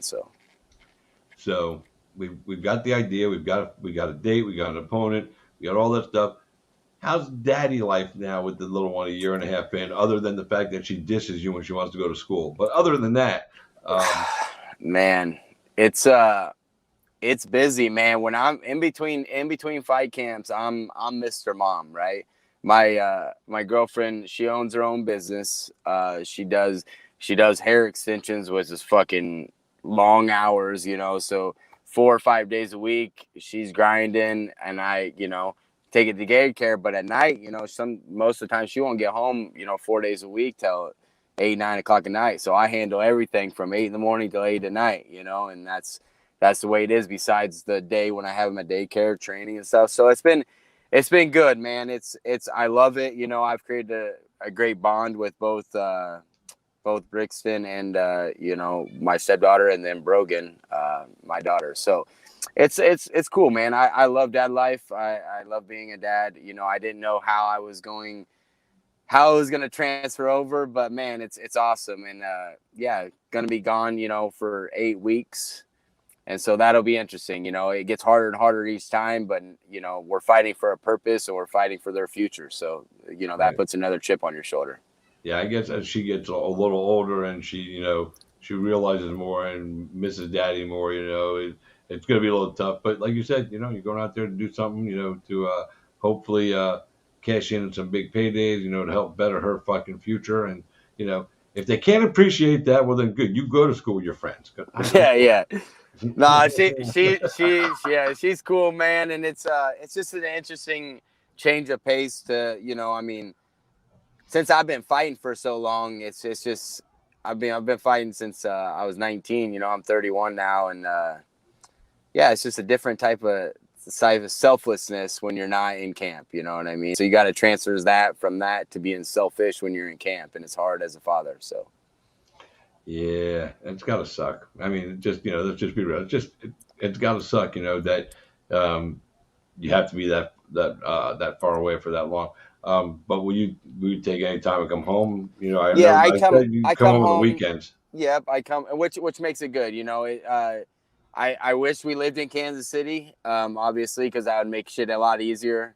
Who knows? Yeah. I'll knock out a few bonuses. Maybe we'll start with Ryan Hall. And then maybe eventually I'll be able to convince her to move down there. But for right now, it's 3 hours away. I wake up 6 a.m. on Monday morning, go there until either Friday or Saturday. I come home and then go back on Monday. So, yeah, I got a good little system now. If she could do some hair extensions in KC, I know she could. She probably make dope money up in that motherfucker, man. Yeah, but it's just, she's got her clientele, and right now she makes really good money. Really good money. So yeah. So like if when was the last time UFC came to Nebraska? It was when man. It's been a minute. Yeah, Justin Gaethje knocks out James Vick. Yeah, that was a few years back. They were trying to do, Anthony Smith was going to headline a card here, but then COVID hit. So yeah, no, because I'm thinking to myself, when the UFC comes to town, if they come to town, fucking your girl could like braid up bitches, braid hair there, and she'd get paid from the UFC. You should hook her up with that job, bro. Oh yeah, I'm a low man on the totem pole, bro. You just gotta throw it out there. Say, just in front of the right person. Go say, hey, look, man. The athletes are looking for somebody right here. This is what my girlfriend does. The mother of my child does this for a living. If anybody, just send them our way. You know what I'm saying? Throw it out there. And then if they do it good, they'll be like, hey, we got Derek Minner, his girl over. She's good at that. Let's fly them out to an event. We'll put him in the crowd as a celebrity fighter. And we'll have her backstage braiding hair. It'd be fucking awesome. It'd be great. I mean, you never know how things work. Hey, dude, I'm just You're like fucking another side hustle. I'm just trying to help you out there, bro. Hustle, dude. That's what we're all about, bro. So now you've been in the UFC for a few fights and everything. What is your favorite part about being a UFC fighter? Oh man, dude, I've living fucking what I've been out to do for the last fucking 10 years. And, it's just a different type of appreciation for me than it is any motherfucker in there that hasn't took the road that I've had. You know what I mean? So I love it all. I love where I'm at. I love being a UFC fighter.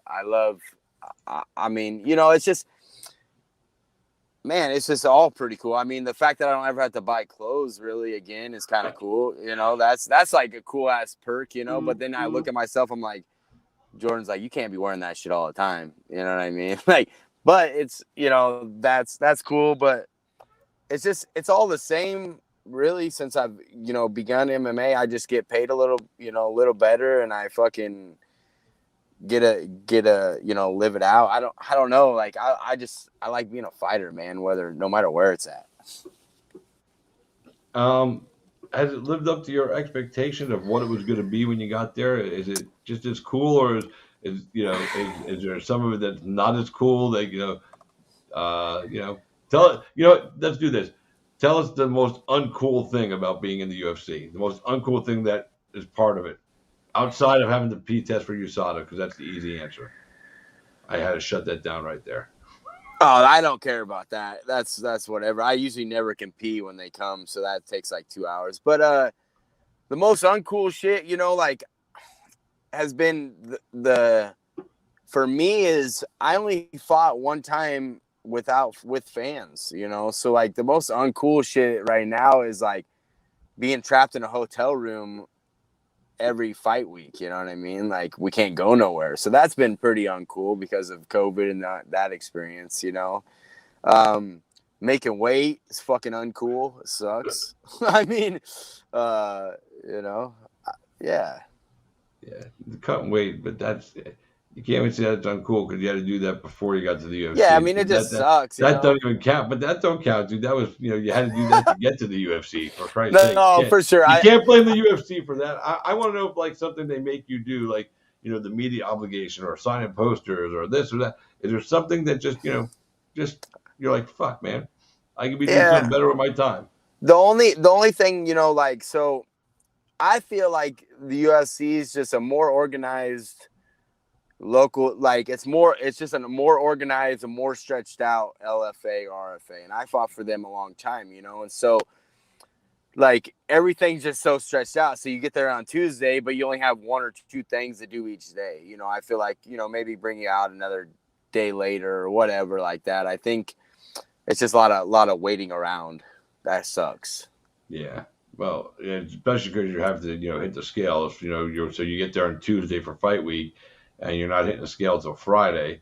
You know, I get it. Yeah, that would suck. Yeah, and and right now, you know, like we're in a little bubble when we go out there. You know, so it's like we go out there and it's like, okay, now you sit for the rest of Tuesday.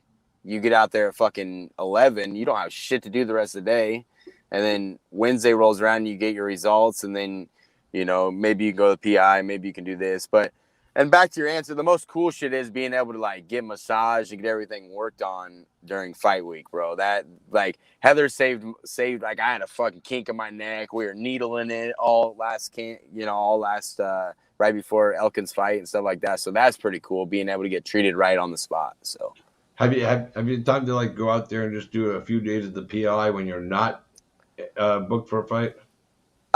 Yeah, man. I've been wanting to get out there because I want to do all the tests with, like, the whole bones right. and, like, the bones muscles and, like, all that stuff. just all that. And, like, I mean, my body's fucking fucked up for fighting for all these years, bro. So it'd be cool to address, like, what actually makes this go, you know, weird, or why my hip hurts, or why my knee, you know, why everything hurts all the time. You know, that'd be cool to see. Or just do all the little testing. So I haven't got the chance to do that because I think, you know, the little one's too young, and it's like getting away more than what I already do is already tough. So yeah, it sucks because it's a work trip. It's not even like a fun trip. It's a work trip. You got to go do work. Yeah, but, you know, you're not getting a check going out there, so it's hard to call it a work trip. Yeah. Well, you know, next time, you know, maybe next time Kraus fights or anything, make sure, you know, you get to ride the corner. Then that whole week, you know, just let him do his thing, and you go hang out at the PI that whole week until you have to walk him out for fight night. You know, there you go. Yeah, I mean, we keep getting more and more guys in the UFC. You know, you never know.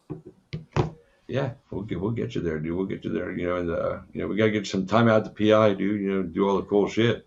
The cool thing, I never got to do all the cool shit, but before I was in KC, I was in Vegas, and I was with Tim Elliott and Gina out there for all those years. Cool shit, but yeah. And so I got to experience. I got to see all that stuff. I got to do all that stuff. When not like the testing that the UFC fighters get to do, but I experienced the PI for a few years in there while before I was in the UFC. Yeah, but it's different now. Now you're in the UFC. Now you can walk in there and go.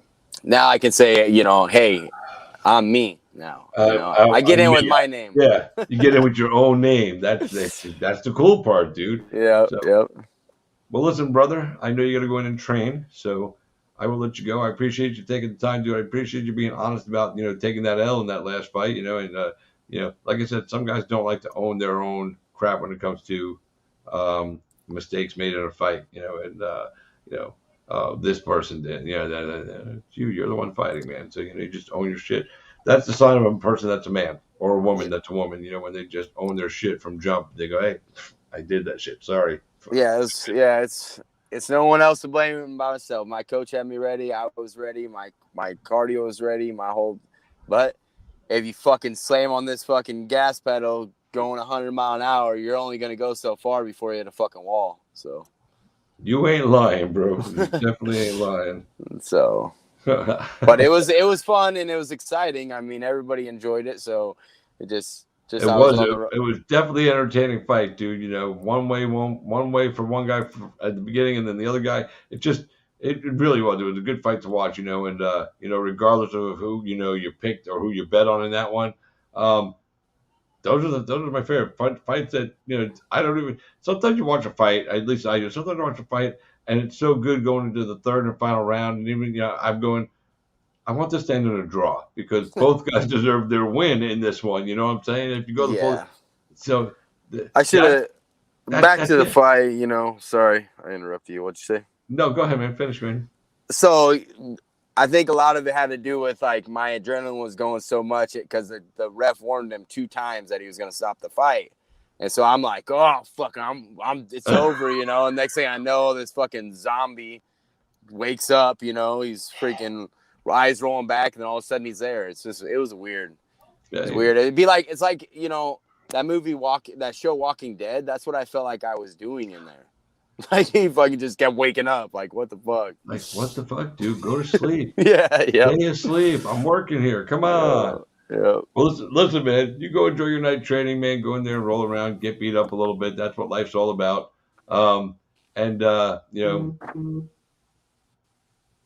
So. All right, brother. I got lost there. My next guest goes, hold on, I'm putting my son to bed. I'm like, all right. Oh, shit, I forgot he's coming on. So, anyway, listen, enjoy the night, man. Always good to talk to you, dude, and we'll catch up again soon. But before this Ryan Hall fight, we'll chat again. Somebody said give Hall 3 pieces of soda and then just glide on out, bro. That's the game plan they're shitting out there for you. So, enjoy the night. Have fun in training, man, and we'll talk again soon, bro. Thanks, bro. Later. Thank you, Derek Minner.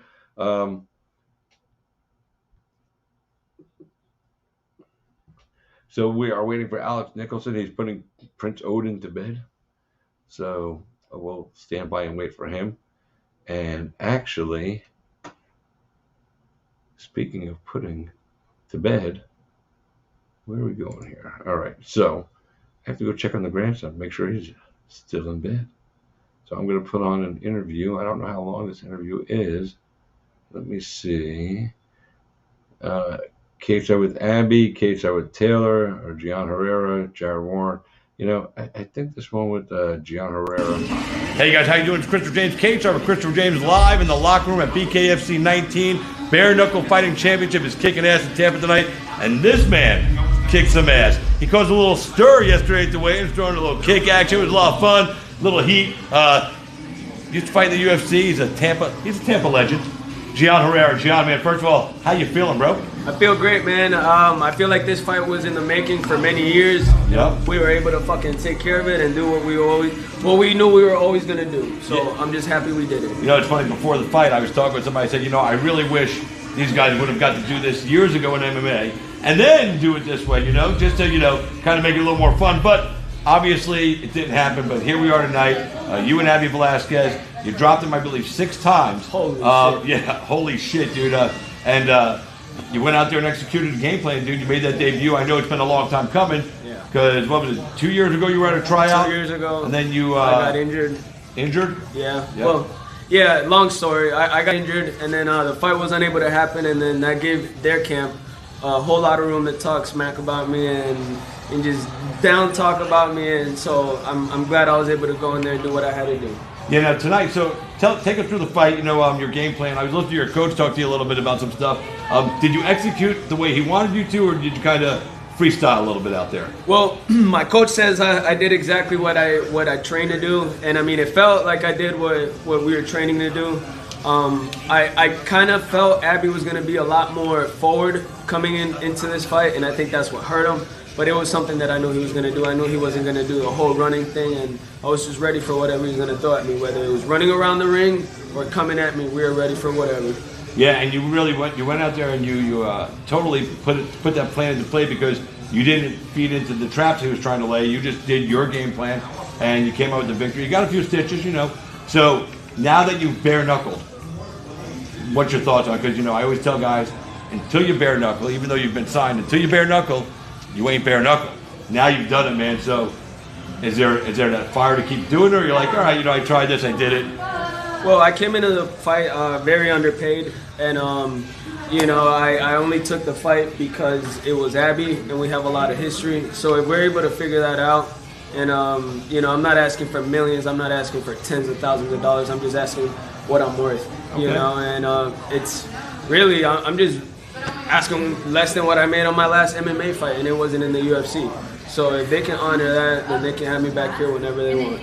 But if the money works out, did you dig this like as much as you thought you would, or were you kind of like, it's just another fight? It's just another fight. Like to me, it's a street fight. Like I kept going into it. I'm like, man, I really get to get in a street fight and not worry about the cops And get paid. So That's it. On the show, I had to check on my grandson. Alex had to put his son to bed, but Alex is here. I'm here. Let's bring him in right now. The Spartan himself, Alex Nicholson. What's up, dog? Hey, what's going on, guys? Oh, man, good to see you, man. Congratulations on getting back in the win column, bro. I Just appreciate getting in it. a fight. It feels good to be back. How did that feel, dude? First time walking back in after a few years. Man, it felt like no different than last time, man. I mean, it felt good to do it. Bro, you get this, you go nothing. Go to bed. What's up, man? Yeah, no, I mean, it felt great, man. It felt great to get back out there, make some money, doing what I love, man. Like I said, post-fight, I was looking for other things, and there's not really anything else for me out there, man. I'm meant to punch people in the face. And you're good at it. For a paycheck, yeah. I'm pretty fucking good at it still, man. Yeah, no, you're definitely good at it, man. It was good to see you get back in there. Do you have a new appreciation for being back in there? I mean, you've been gone for a minute. You got the suspension. We all know. And maybe, you took the opportunities you had before the suspension for granted. So do you look at it differently now, especially after your near-death experience with a car accident? Is it different? Yeah, I mean, I look at life different. So obviously my perspective on everything else is going to be different as well. I just appreciate everything a lot more. Like, it's a pretty cool job to have, doing what you love to do. A therapeutic thing for me. I mean, that was the biggest problem I was having is I'm like, it's just my outlet. It's why I'm not dead or in jail. I got all fucked up on drugs and alcohol, and I was letting my anger get to me. I had no outlet, and felt like I was going crazy for a while there. And people just don't understand that. People talk about fighting, and they've never really done it. They talk about the one time they got in a fight in middle school or elementary school. They act like it was the biggest, craziest thing of their life, and that's the least of it for me. You know, going out there trying to hurt each other. I have no fear anymore, man. I flipped the car upside down. I almost overdosed on drugs multiple times.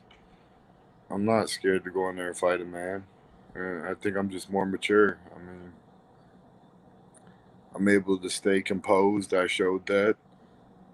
People take away from Jonathan Ivey, but he's one of the most dangerous heavyweights on earth, man. He's broken people's legs. He certainly would have tried his best to hurt me. So He tried to get you down there. I mean, God bless him, and he was a tough dude. He's actually an amazing person too. I talked to him, got to know him better, and it's got nothing to do with this though. It's just, I mean, I've matured as a man, and it showed in the ring too. I mean, I did what I had to do, and I'll continue to do that. And I'm not ever gonna go back, man. I mean, it was easy. It was easy for me to go out, have a few drinks, and not do a whole bunch of cocaine and stay up for 3 days. I went back to the gym today already. I mean, my hands already looking beautiful. Just few bruises, no big deal. But yeah, I feel good. You know, he tried to pull you down into that world too. He went down on his back and he like, come on. And you know, I think old Alex probably would have said, all right, fuck you. I'll come down there in your world. I ain't scared of you. And I'm not saying you're afraid to go down there in the world. You're just smarter now. You're like, why the fuck do I need to go down there? Get up. This is where the fight's going to happen. I kept my distance too. I mean, he hit me with the first punch of the fight. If you watch I know. I saw. Then I, you know, don't hook with the hooker, boys. That's the truth, though, man. And yeah. It was. I watched so many of your fights. You know, I've announced, you know, here and there with you, and I just there was something different about you. And you know, for those that follow you and know, you saw it. You know, you were definitely more mature in your approach on what you did. More importantly, what you didn't do. You know, was overextend yourself and go into a spot where you knew it was stupid. You know, you said, all right, I'm going to fight this on my terms. You're going to fight me in my spot. And, you know, you went out there and took home a big W in front of others. How cool was that? I know you've been in the UFC and you fought with a bunch of people, but is it still, what a cool fight in front of Masvidal? He's a cool motherfucker. Yeah, man, it was cool. I made eye contact with him while I was throwing some elbows. It was right in front. We chopped it up after the fight and talked, and he's a thug-ass motherfucker like me. I mean, a lot of people put on a facade, but, you know, he showed it and I've shown it. I mean, don't fucking touch me. I mean, it's like if you put yourself in the stupid position at weigh-ins, you're gonna get hit. If you do some disrespectful, dumb shit. Would I rather fight in the cage and get a paycheck? Of course. But if you disrespect me or somebody I love, I have no problem putting these hands on you. And is what it is. That is. It is what it is. Said it in front of the judge before. Yep. You know what I mean? I would rather not, but. So, after the fight ends, you know, I mean, you and Jonathan, it was, like I said, it was a good fight. You know, like you said, you went out, you had a drink or two, whatever. You were pretty much home the next day. You and Julian flew home. Was there a moment where after you got done and you just kind of like, you know, really just sat there and go, I'm fucking back. This was fucking so cool that I'm just back. Because once you're back, the possibilities are endless, but it's getting back. You know, yeah. We were worried. We didn't know when you were coming back, and then boom. 100%. I actually smoked a blunt in the van on the way back to the hotel. Good. Shout out to my homie Nick. He was clutch.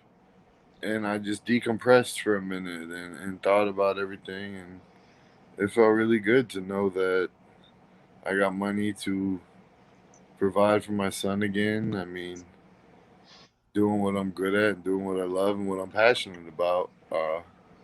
It'd been hell, man. It was hard mentally, spiritually. I got my energy and my swagger back, and I feel like you can see it in my eyes. I mean, I enjoyed every moment from sitting there at weigh-ins to walking to the cage to crushing my elbows against his skull. It was a beautiful display of my athleticism, my skill, and nobody could take that from me. A lot of people, they talk whether you win or you lose, but they wouldn't have gone in there and fought Jonathan Ivey. Very few people would. And also, Dangerous man. very few professional fighters will go in there and fight me. People were talking all that shit while I was on suspension, and now they're running for the fucking hills. They would talk trash about me because they thought there was no way they would actually have to stand across from me. And now I'm here and I'm back, and I mean, I win a couple. When I do knock a few more men out, who knows? Who knows where I'm going to go? Who knows what you're going to see? But I guarantee one thing you're going to see is a motherfucker drop on the canvas. And Jonathan Ivey would not go down, man. That man, I hit that man with shots that you've seen. You call fights and you've seen motherfuckers crumble. So it's literally, it was amazing to me. I gave him a big fucking hug after. First thing I did at the hotel, I seen him. I ran on the elevator with him and talked to him for 20 minutes. And He's a cool cat. yeah, I mean, I'm talking about right after the damn fight. I know. We chopped it up, and he wished me the best. I wish him There the best. was no bad blood with you guys. There was no animosity. You guys are both professionals. This is the fight that got booked. This is the fight we do. We come to work that night. Whatever happened in the fight happened. That's work. I mean, that's what men do, bro. That's what real men do. People try to say it's not personal, but like when you signed to fight a contract, me and him have been in enough fights to where we knew it was kind of personal. So we gave each other space, and we fought. And then after, we shook hands, and that's it. That's all there is. Like you said, chopped it up, talked. It's all part of it, And I mean, that man's a gangster. He's gonna go fight again. Watch, he'll fight again. He'll win again, and he'll continue to do what he does. What about you? Is Gamebred where you want to stick around for right now and get some fights over there? They have some interesting matchups. Is Bigfoot Silva going to, be able to fight you? Because I know you wanted to fucking fight that man. Yeah, I mean, I wanted to, and then I heard that he, had some issues. So I hope the best for him and his health, and wish him the best. We'll see what happens. I mean, anybody, bro. I was back at Fusion today. I feel strong. I feel dangerous, and anybody can get it, man. I saw they had Frank Mir out there fighting, calling the fights. We'll see what happens. I mean, that'd be a fucking interesting fight, you and Frank Mir. I'd watch. It'd be good for me. It'd be good. I mean, no disrespect to him. I mean, of course, it's all about capitalizing on opportunities, And I love it when they come. It feels, if people were talking all the craziest of bare knuckle, I would have fought again that night. I was ready to go. I know you didn't. You were. You looked like you were ready to go again. The key to bare knuckle fighting is accuracy. Yeah, you don't got to tell me, dude. I've been watching this shit a long time now. I mean, I shouldn't say a long time. I've been watching those since BKFC, the first one. How many people you seen land as many punches as me and their hands still look this beautiful? Elvin Brito. Yeah. Yeah. Yeah.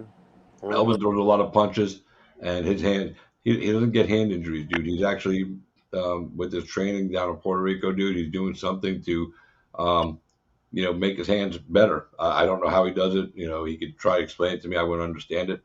But he's conditioning his hands for this, which is a good thing.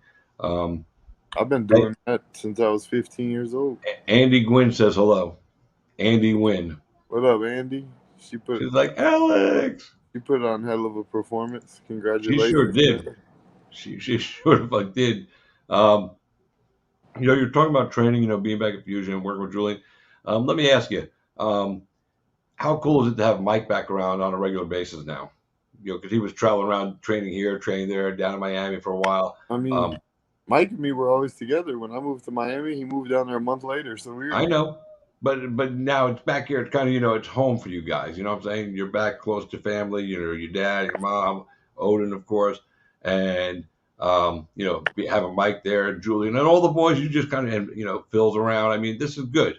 Yeah, it's good to be surrounded by people you love and who love you. It's all there is to it, man. I mean, we all went our separate ways, and it's good to be home. I mean, for me personally, I was driving for 2 years every other week. from Miami to here to back, and that sucked. It's amazing I didn't crash my fucking car before. Thank God. Yeah, I mean, it served its purpose. Everything happens for a reason. I'm a real firm believer in that now. God put me in timeout because I was living the way that probably would have killed myself. So if I would have just kept going, I would probably have 40 professional fights and fuck it, who knows? Who knows where you'd be right now? Probably in the fucking casket. Could be. Andy said you're using your luggage as a walking cane. It was I kicked the fuck out of his head and my ankle blew up for probably. Oh, Sorry. Had to improvise. My hands were starting to hurt a little bit. Isn't that crazy, dude? How the 4-ounce glove to the no glove, how much of a different feel it is on your hand. I mean, you probably don't notice it during the fight as much as after. My hands have hurt worse with MMA gloves on before. Really? Yeah. Wow. This wasn't punching as accurately. It doesn't matter how conditioned your fucking hands are. If you punch a human on the top of the skull, you're gonna break it. You got to hit the face, the nose. Down here, yeah. Break their orbital bones. From the brow line down. The orbitals, yeah. I mean, don't get me wrong. It was different, but it wasn't that much different because I was able to use elbows and knees. So if I was just throwing straight hands, my hands would probably be more fucked up. But, I mean, that was the most impressive part of what he took. If you've never been in there or been to a lot of events or seen a lot of shows, you don't really, your average fan who's just a fan of what they see and don't really know would not be able to understand what that's like. I mean, the punishment that man took that night, most people would have died 3 times over. Yep. Like, that's what's kind of annoying at this one, is I have these little dorks commenting, which is cool, whether you love it or hate it, or love me or hate me, you're still watching me, so that's cool. But it's like a normal human, like if Logan or Jake Paul took what happened that night, they would both die. One Jonathan Ivey took more than either one of those boys could take. There you go. Promise that. Yeah. Would you want to fight? Forget. And listen, I'm going to ask this. I know you'd want to do it because of the big payday that would come along with it. But take the payday out. Do you respect them as a fighter? Would you want to fight one of them? I mean, I'll fight them both at the same fucking time. But yeah, I respect what they're doing. I mean, it's cute. They're making money. God bless them. I mean, it's honestly, can't say it's disrespectful to the business because they're making money. But putting your eyes on boxing. Disrespectful to the killers. Put their life in this. And I mean, maybe not. Maybe they're showing other people a way to do it. You can't hate on them for making money. I mean, you can't hate the motherfucker that made the sham wow. He was cleaning up messes and made a lot of money. And the ShamWow commercials were the best part of that whole thing. They're like the fucking ShamWowers of MMA. They found a new way to do something of boxing, I guess. I mean, and I kind of sound like a hater because I'm kind of hating. I mean, I wish I did it first, Well, you're hating because you see the money that they're making, and you put in all the blood, sweat, and tears equity that they have it in this sport, and they're out earning you by millions of dollars. So that sucks. I get it. The thing about it is at the end of the day, would they ever stand across from me? No, because they're not stupid. Well, just start social media blitz and call the fucker out and see what happens. I'm not the type of guy to do some dumb shit like that. Like, I mean, I'm not that kind of guy. I mean, I'll be here when you come for me. I mean, I want to fight world-class athletes. It's like, would I do it for the money? Yes. Do either one of them done anything to earn the right to stand across from a man like me? No. Well, who cares if they earn the right if they're going to pay you $1 million to fight one of these fuckers? Yeah. But Right. are they? Would either one of them ever do that, Chris? Well, I don't know, man. I mean, come on, bro. I don't know because I mean, listen, most people wouldn't think that he would challenge Tyron Woodley, a former world champion with heavy hands. So I mean, you know what I'm saying. I'm not taking anything away from Tyron. He was hell of a mixed martial artist, but he boxed. Right, I get it. No, I understand, but I'm just saying the fact that he still did that. Ben Askren, we knew had no hands, but Ben Askren's performance was super embarrassing. That was ridiculous. And then the other brother did an exhibition with Floyd, right? So yeah, but the other brother's 6'3", almost 215 pounds, and he fought a guy who, is an amazing boxer, but he's 5'6" and he's 155 pounds. True. And Jake Paul is like 6'2", probably 190 usually, and Tyron Woodley's 5'9", 5'9", 5'10", something like that. I mean, I'm not taking anything away from it. I mean, I know you're not. They're like fucking COVID to me. Like, I'm tired of talking about it. It's like mask, no mask, vaccine, no. I don't fucking care. Jake Paul, Logan Paul, I don't fucking care. Fight them all. Fuck it. I'll fight them both at the same time. Let's go to Russia and do that 2-on-1 thing. There you go. That'd be funny as hell. Yeah, and then I want anything goes, right? I want a 2-on-1 with their girlfriends after. Daddy. Oh my goodness. Perfect timing. Daddy, is this how you ready to sit? We'll see. Hey, where are you supposed to be right now? In bed. Where are you supposed to be? Why aren't you? Bed. Why are you not? Tell them what your daddy did in this fight. He won the fight. He did win his fight. He did a good job, right? Yeah. He watched it, bro. When I got back from the airport, we watched it together. It was awesome. Bro, this is what's got me more dangerous than anything in the world right here. Oh, of course. This is the 6, right? Yep. 6. Close.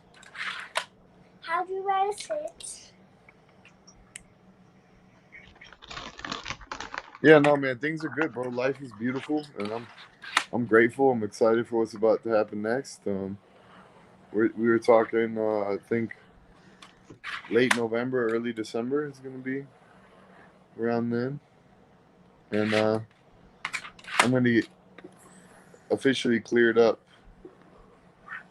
So it's not, I fought again, and it's going to the Las Vegas Athletic Commission, and we're going to see what happens. So I'm very excited for that. Yeah. I'll be cleared worldwide, back to being Mr. International. Yeah. Do you want to I'm thinking since they allowed you to fight in Mississippi, you're going to be fine. It's kind of, I can't see them not, but you never know. Commissions are assholes sometimes. Do you still want to go back to the UFC, or at this point you just want to go where you can get the best fights and the best checks? I mean, I know for a fact I could clear out the 205 division in the UFC. What's funny is most of the fighters on my record that have fought in the UFC I've knocked out, and I've lost. Most of my losses aren't from UFC fighters. It's kind of crazy to think about, but almost everybody I fought has fought in the UFC. That's the funny thing. You take my 15 finishes, not even trying to sound cocky or crazy, just talking facts. The majority of them have fought in the UFC. Statistically. That's true. Not. You look at a record like mine, and most people would say, "Oh, he's probably padded his record," but I've never once taken an easy fight. So. Yeah, I don't think you have taken any easy fights. I mean, I don't remember every fight off my brain, but the ones I do remember, yeah, I don't think you took any easy fights. Nope. I mean, the majority 90% of my fights have been people with multiple knockouts on their record and finishes. a huge end. Cool. Hey, it's time for you to lay down now. I'll be in there. Go lay. Go lay. I'm gonna turn the show off. You gotta go to bed. Odin. Go. Okay. Good boy. Thank you, sir. The only fucking human on earth that talks back to me. Yeah, my grandson. Yeah. Isn't Same it? thing every night. Yeah, it's like you try not to laugh, but it's hilarious sometimes. Yeah, he's telling me the other day, I'm like, hey, dude, it's time for you to go to bed. He's like, no, I'm not going to bed. I haven't had enough fun yet. And I'm like, bro, it's time to go to bed. I'll tell you when it's time to go to bed, Grandpa. Whoa, bro. And I'm trying not to laugh, but it is kind of funny. He's asserting himself. He's letting people know his personality. So when he gets too much, I just pick him up and put him in the bed. All right, dude, lay here. Good night. Then he goes to sleep. Yeah, the fake crying is what really does it for me. Oh, that gets me. I'm like, bro, I go, ew, why do you do that? But yeah, man, how you been doing? I'm good, man. I'm alive. So as long as I'm above ground, I'm happy. Same. The rest of it's gravy. I'm probably one of the only other people who's come as close as you. Yeah, you might be. But mine's a whole different story, man. Yeah, different story. Definitely different story. Yeah. But I'm glad to see you back, dude. You look happy. You seem calm. You seem like you're in the right space and the right place to do this and make this run. So I can't wait to see you go again at Game Bread. I think that's a good spot for you to stick. Well, I mean, it's not even. I mean, that's where I'm going to be for the next few fights for sure. Because you know me, man. I'm not the type of motherfucker to turn away from people who are loyal to me, man. Nope. I got the same people's backs that I've had from day one. The same friends. Whether people love me or hate me, they know that it's the real me that they love or hate. So that's the way it should be. The way it should be. It's going to be this way till the death of me. That's not going to happen for a long time, so you all better get used to them.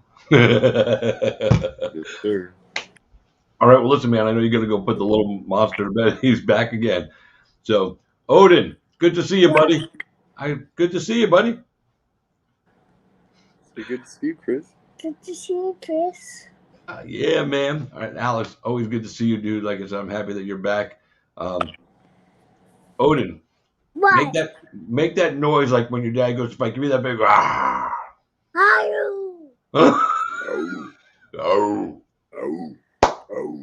Do it with that. I love it. What's my hair tie? He got a hair tie. He got a hair tie today from Miss Josie. That's awesome. I like it. He likes to wear it on his wrist.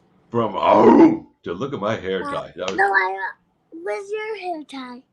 I don't have a hair tie. Boys don't wear hair ties. Unless they have long hair. I don't have long hair. I got short hair. You got short hair. You don't need a hair tie right now. Well, Miss Josie just gave me this hair before my hair grows. Okay, that's cool. So you'll be ready when it grows. So you're being prepared. I like it. You're gonna have some Tarzan hair? Daddy, but my hair tie looks like It does look like an X. You're very smart. Go lay your butt in bed. I'll be in a minute. Yeah. Say peace out, everybody. Peace out, everybody. Throw up the See you peace. later, Odin. Prince Odin. Poo out. Say peace, love, and nipple grease. No. He's rubbing the poo-poos. Oh my gosh.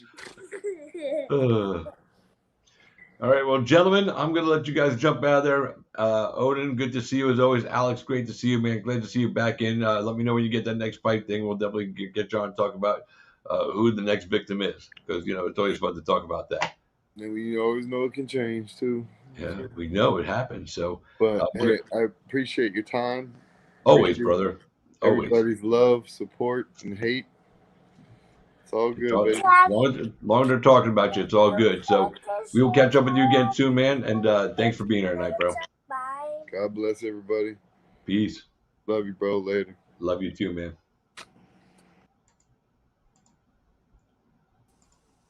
And here's my next guest. Hey, man, how's it going? Good. Ladies and gentlemen, please welcome.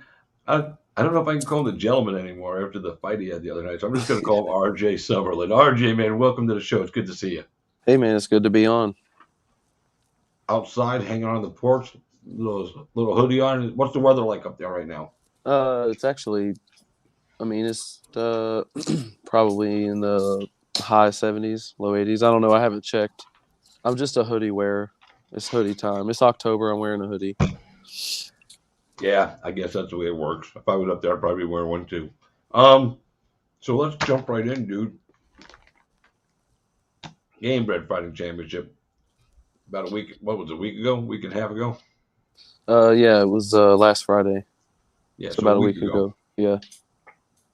You go in there, and holy fuck, bro, where'd this guy come from? This RJ that we've been waiting to see showed up, man. Tell us about it. Yeah, man. I just I don't know. I've always just had this switch that I can flip whenever I leave the curtain. And I can be nice backstage, having a great time. I don't really get too intense until I warm up, and then even then I'll have a cool down stage. And then once I hit that curtain, it's just something's different. This was the most different I've ever seen you, and I've seen you, do some boxing. I've seen you do MMA with us. This RJ that I saw the other day is a scary motherfucker. Yeah. Well, it's just I'm older. Life's made me a little more jaded. And I feel like in life you can take things as they come, but you have to figure out what to do with them. So for me, I like to compartmentalize it, and as I've gotten older, I'm able to not just older, but more mature in combat sports. I'm just able to channel energy a little bit more. Channel my nervous energy, channel my aggression in a different way. Yeah, because I saw you and I was like, I know this guy. I've hung out with him. I've talked to him. And I've seen him fight.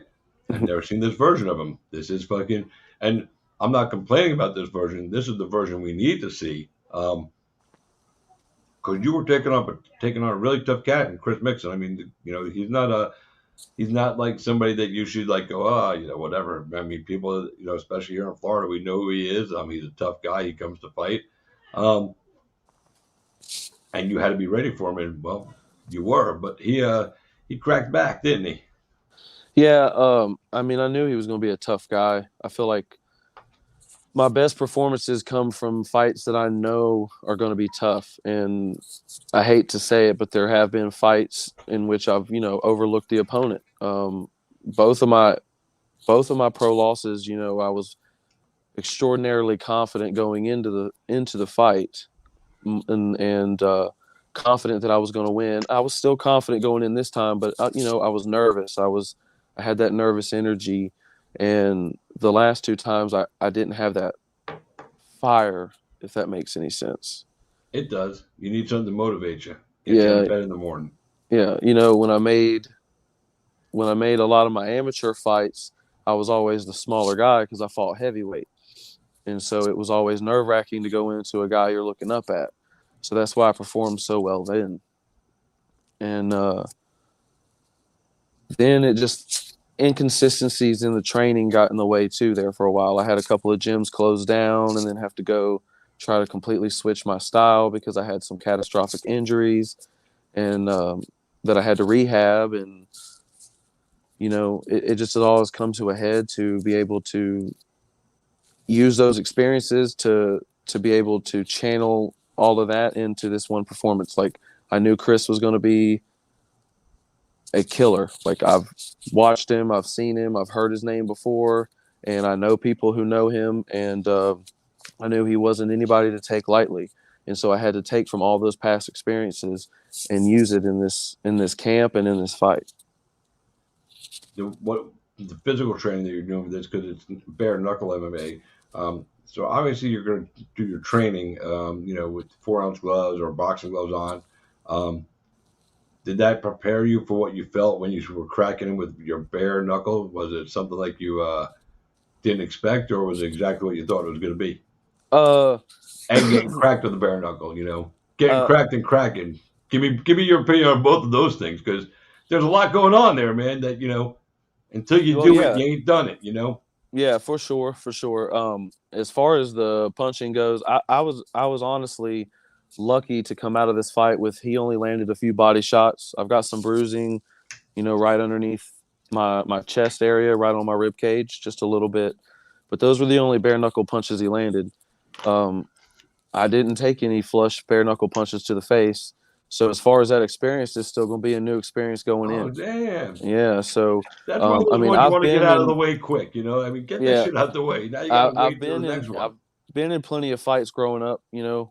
We all have pretty much. Everybody. Anybody that's in fighting usually has been in a fight growing up, and so I mean, I'm not unfamiliar with the bare knuckle, but as far as the punches landing too, um, really the only damage I had was on one knuckle. I cut it, but no, nothing broken. No, it was swollen for like a day, and I mean, I'm completely 100% right now.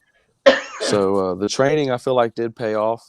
We would just mix it up. Some days boxing gloves, some days 4-ounce gloves, some days we would just do bare knuckle on pads or bag work. Of course, we would never bare knuckle Yeah, with I was gonna say don't be cracking people. no, no, no, no, no, no, no.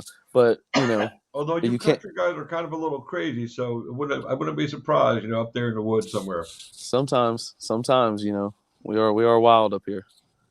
Maybe go find a bear and fight one of those guys, like Khabib does apparently. Yeah, that's right. That's right. Wrestle the bears. Wrestle the bears. Yeah. So is Game Bird where you want to stick around for a while now, rather than going back to conventional MMA or strictly to bare knuckle fighting or to boxing, or are you kind of going to keep all the avenues open? Pretty much keep all the avenues open. I love to fight and I love to compete. That's what made me take the Game Bread thing in the first place. The money was great. They're paying way better than any gloved sport is doing right now. They're paying way better, but it's also just because it was an opportunity. They gave me an opportunity. They gave me a shot. I've had some setbacks in my career, so I haven't been able to fight as much as I want, and so I need those big opportunities, and I can't turn them down. And so I will pretty much take whatever else comes my way, but absolutely, I will be fighting on the next Game Bread. I can't wait to see that again, dude. Dr. Z is watching, going, RJ! Love Dr. fucking Zoltan Erdos. Oh, he's the best, man. He's the best. He's cool. I saw him there. I was so shocked he was there. Oh, he came to the fights? He came to the fights, man. I was It was after my fight. I was walking up. He came up and shook my hand, and it took me a second to recognize him because he had a hat on and it was dark. But yeah, that was really cool. He was incognito. Yeah, but you can see what he wrote on the screen. He said, "This dude is awesome." He said, "Yes, he did." That's awesome that he went to the show. Next time we do our as a spectator. Next time we do our island fights, man, come to that show as a spectator, Doc. Absolutely. I think it's November 7th, November 5th, right? Yeah. Yeah, November 5th. Wow. That's right around the corner. Yeah, I know. It's just they're back to back to back. Let's party Pensacola, baby. That's right. That's right. So we've established that you're going to come back to Game Bread, no doubt about it. Is that more fun than regular MMA? Man, yeah, I guess just because you're so nervous before because it's bare knuckle and you're thinking about, with this fight, I was prepared to go in there cut, or come out of there cut and, bleeding and just looking like I was out of a dang spaghetti western or a horror movie, so I was prepared for that. So you're nervous. You're like, man, what am I going to look like coming out of here? How's this going to feel? And then when I won, it was just like all of that pressure and all of that, nervous energy just being released. It was an amazing feeling. But yeah, I mean, winning a fight to me is winning a fight. I love winning a fight. So it's always exciting, especially to win so quickly and to win healthily, like come out completely injury free and have a great performance and get a win. Yes, get that W. Because sometimes you can have a great performance and not get the win. That happens. It does happen. But you got the great performance. You got the win. What was it like for you fighting in front of Masvidal? Is that cool? Oh man, it was really cool. Little fanboy moments at all? Yeah, I hate to admit it. I fought in front of him once before. He came whenever I made my pro debut against Shante Williams, and he came in the back when I was getting paid and talked to me, and so and when that happened, I was like on cloud nine. Jorge is talking to me. Yoel Romero was there, and I was on cloud nine. And then, of course, those injuries happened, and I just stopped fighting for a little while, took some time off, fight here, there, went to boxing. So, not in his thing. So it was really cool to come back full circle, and get to shake his hand on stage at the weigh-ins and to see him excited for the stare down between Chris and I, That's cool shit right there, bro. Fucking he was into what was going on. He's a fight fan, at the end of the day, and he's a fighter and a fight fan. So and now he's got his own show. Oh yeah, good for him. I love it. Yeah, man, he's awesome. So, he's cool. Everybody at Game Bread, everybody, the complete staff was amazing. So I mean, just helpful. Any questions you had, they helped you out. Any needs you had, they helped you out. It was a great experience. It was one of the better experiences I've had as a professional. Even I haven't, had some of the highs as some of the people on the show, but out of any of the shows I've been to, this was one of the most, just well done. No, that's good, man.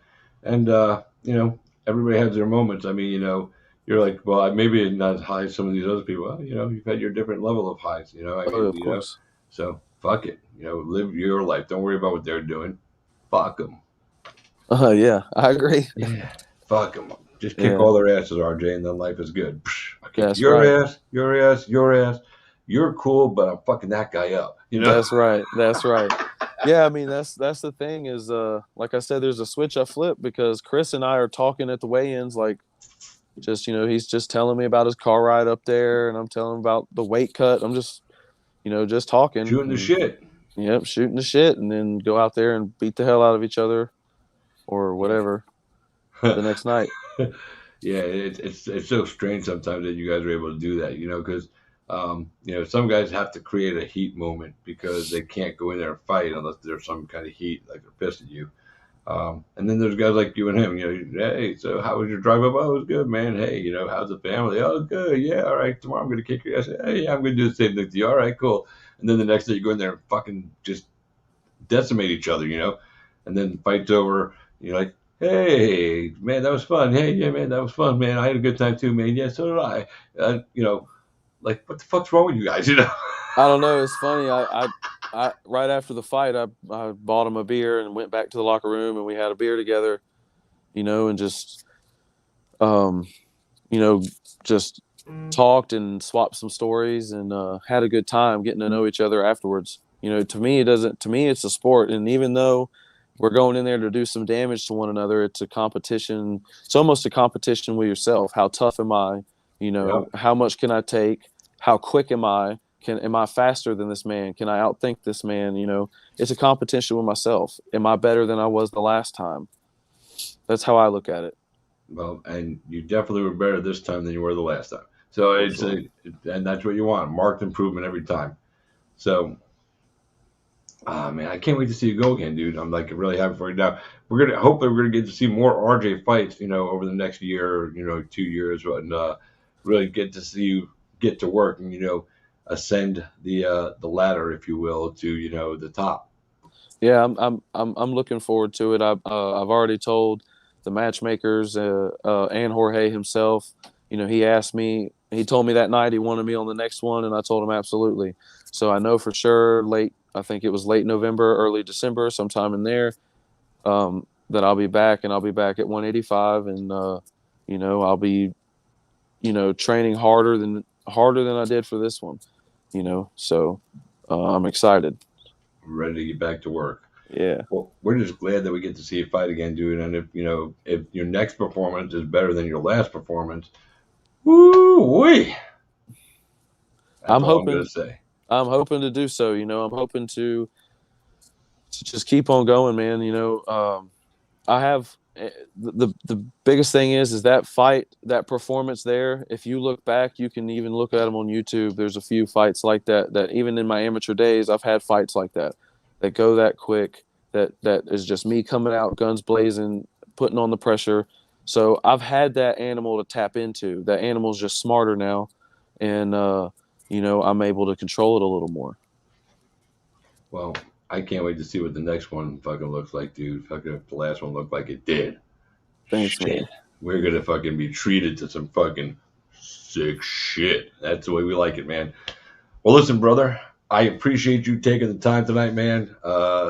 And to all my guests out there, if I didn't say it before, thanks for you guys for letting me move it from there to there. I told you guys why. We'll just keep that between us. But, from Tuesday to Thursday, I appreciate everybody accommodating me. That was awesome. RJ, anybody you want to shout out, sponsors, teammates, friends, family, the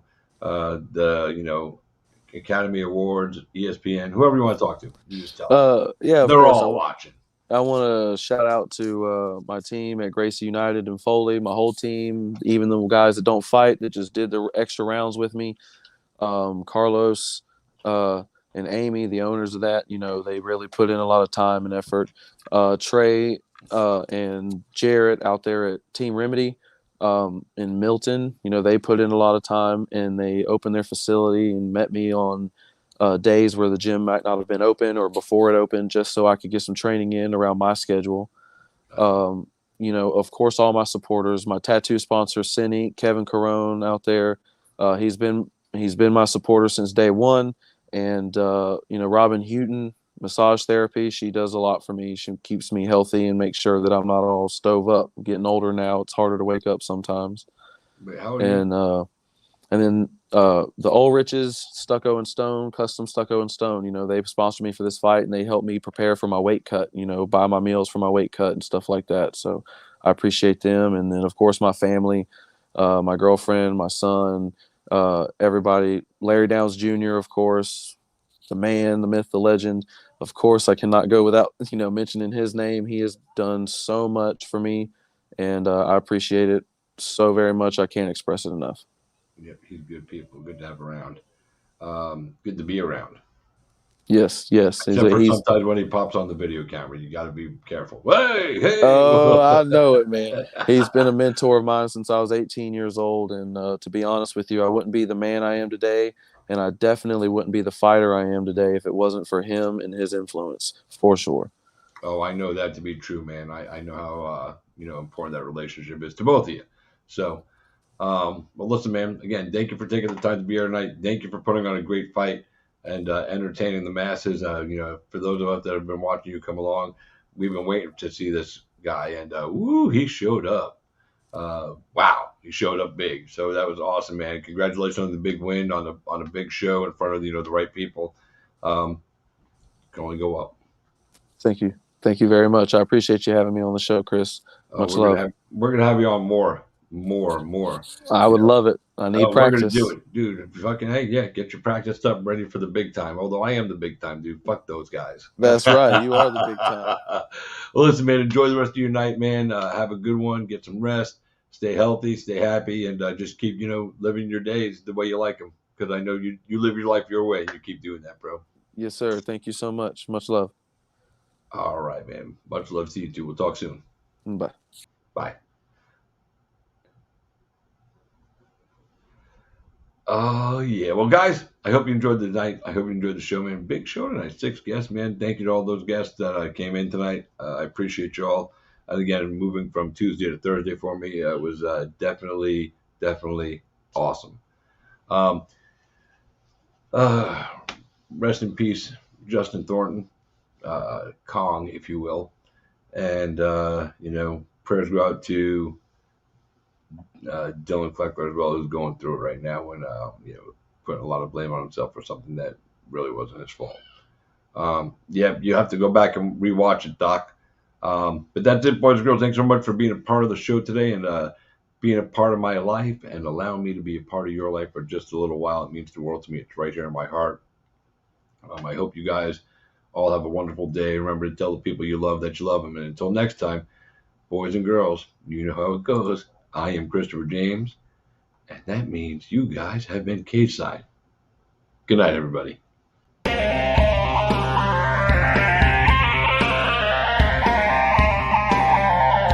What happens if you lose, Nick? Who the hell is Aquaman? I get Fruity Pebbles, Cocoa Pebbles, I get sausage biscuits. Maybe you guys will see a little footage of that later on because we got some good stuff. Throw up the deuces. There you go, baby.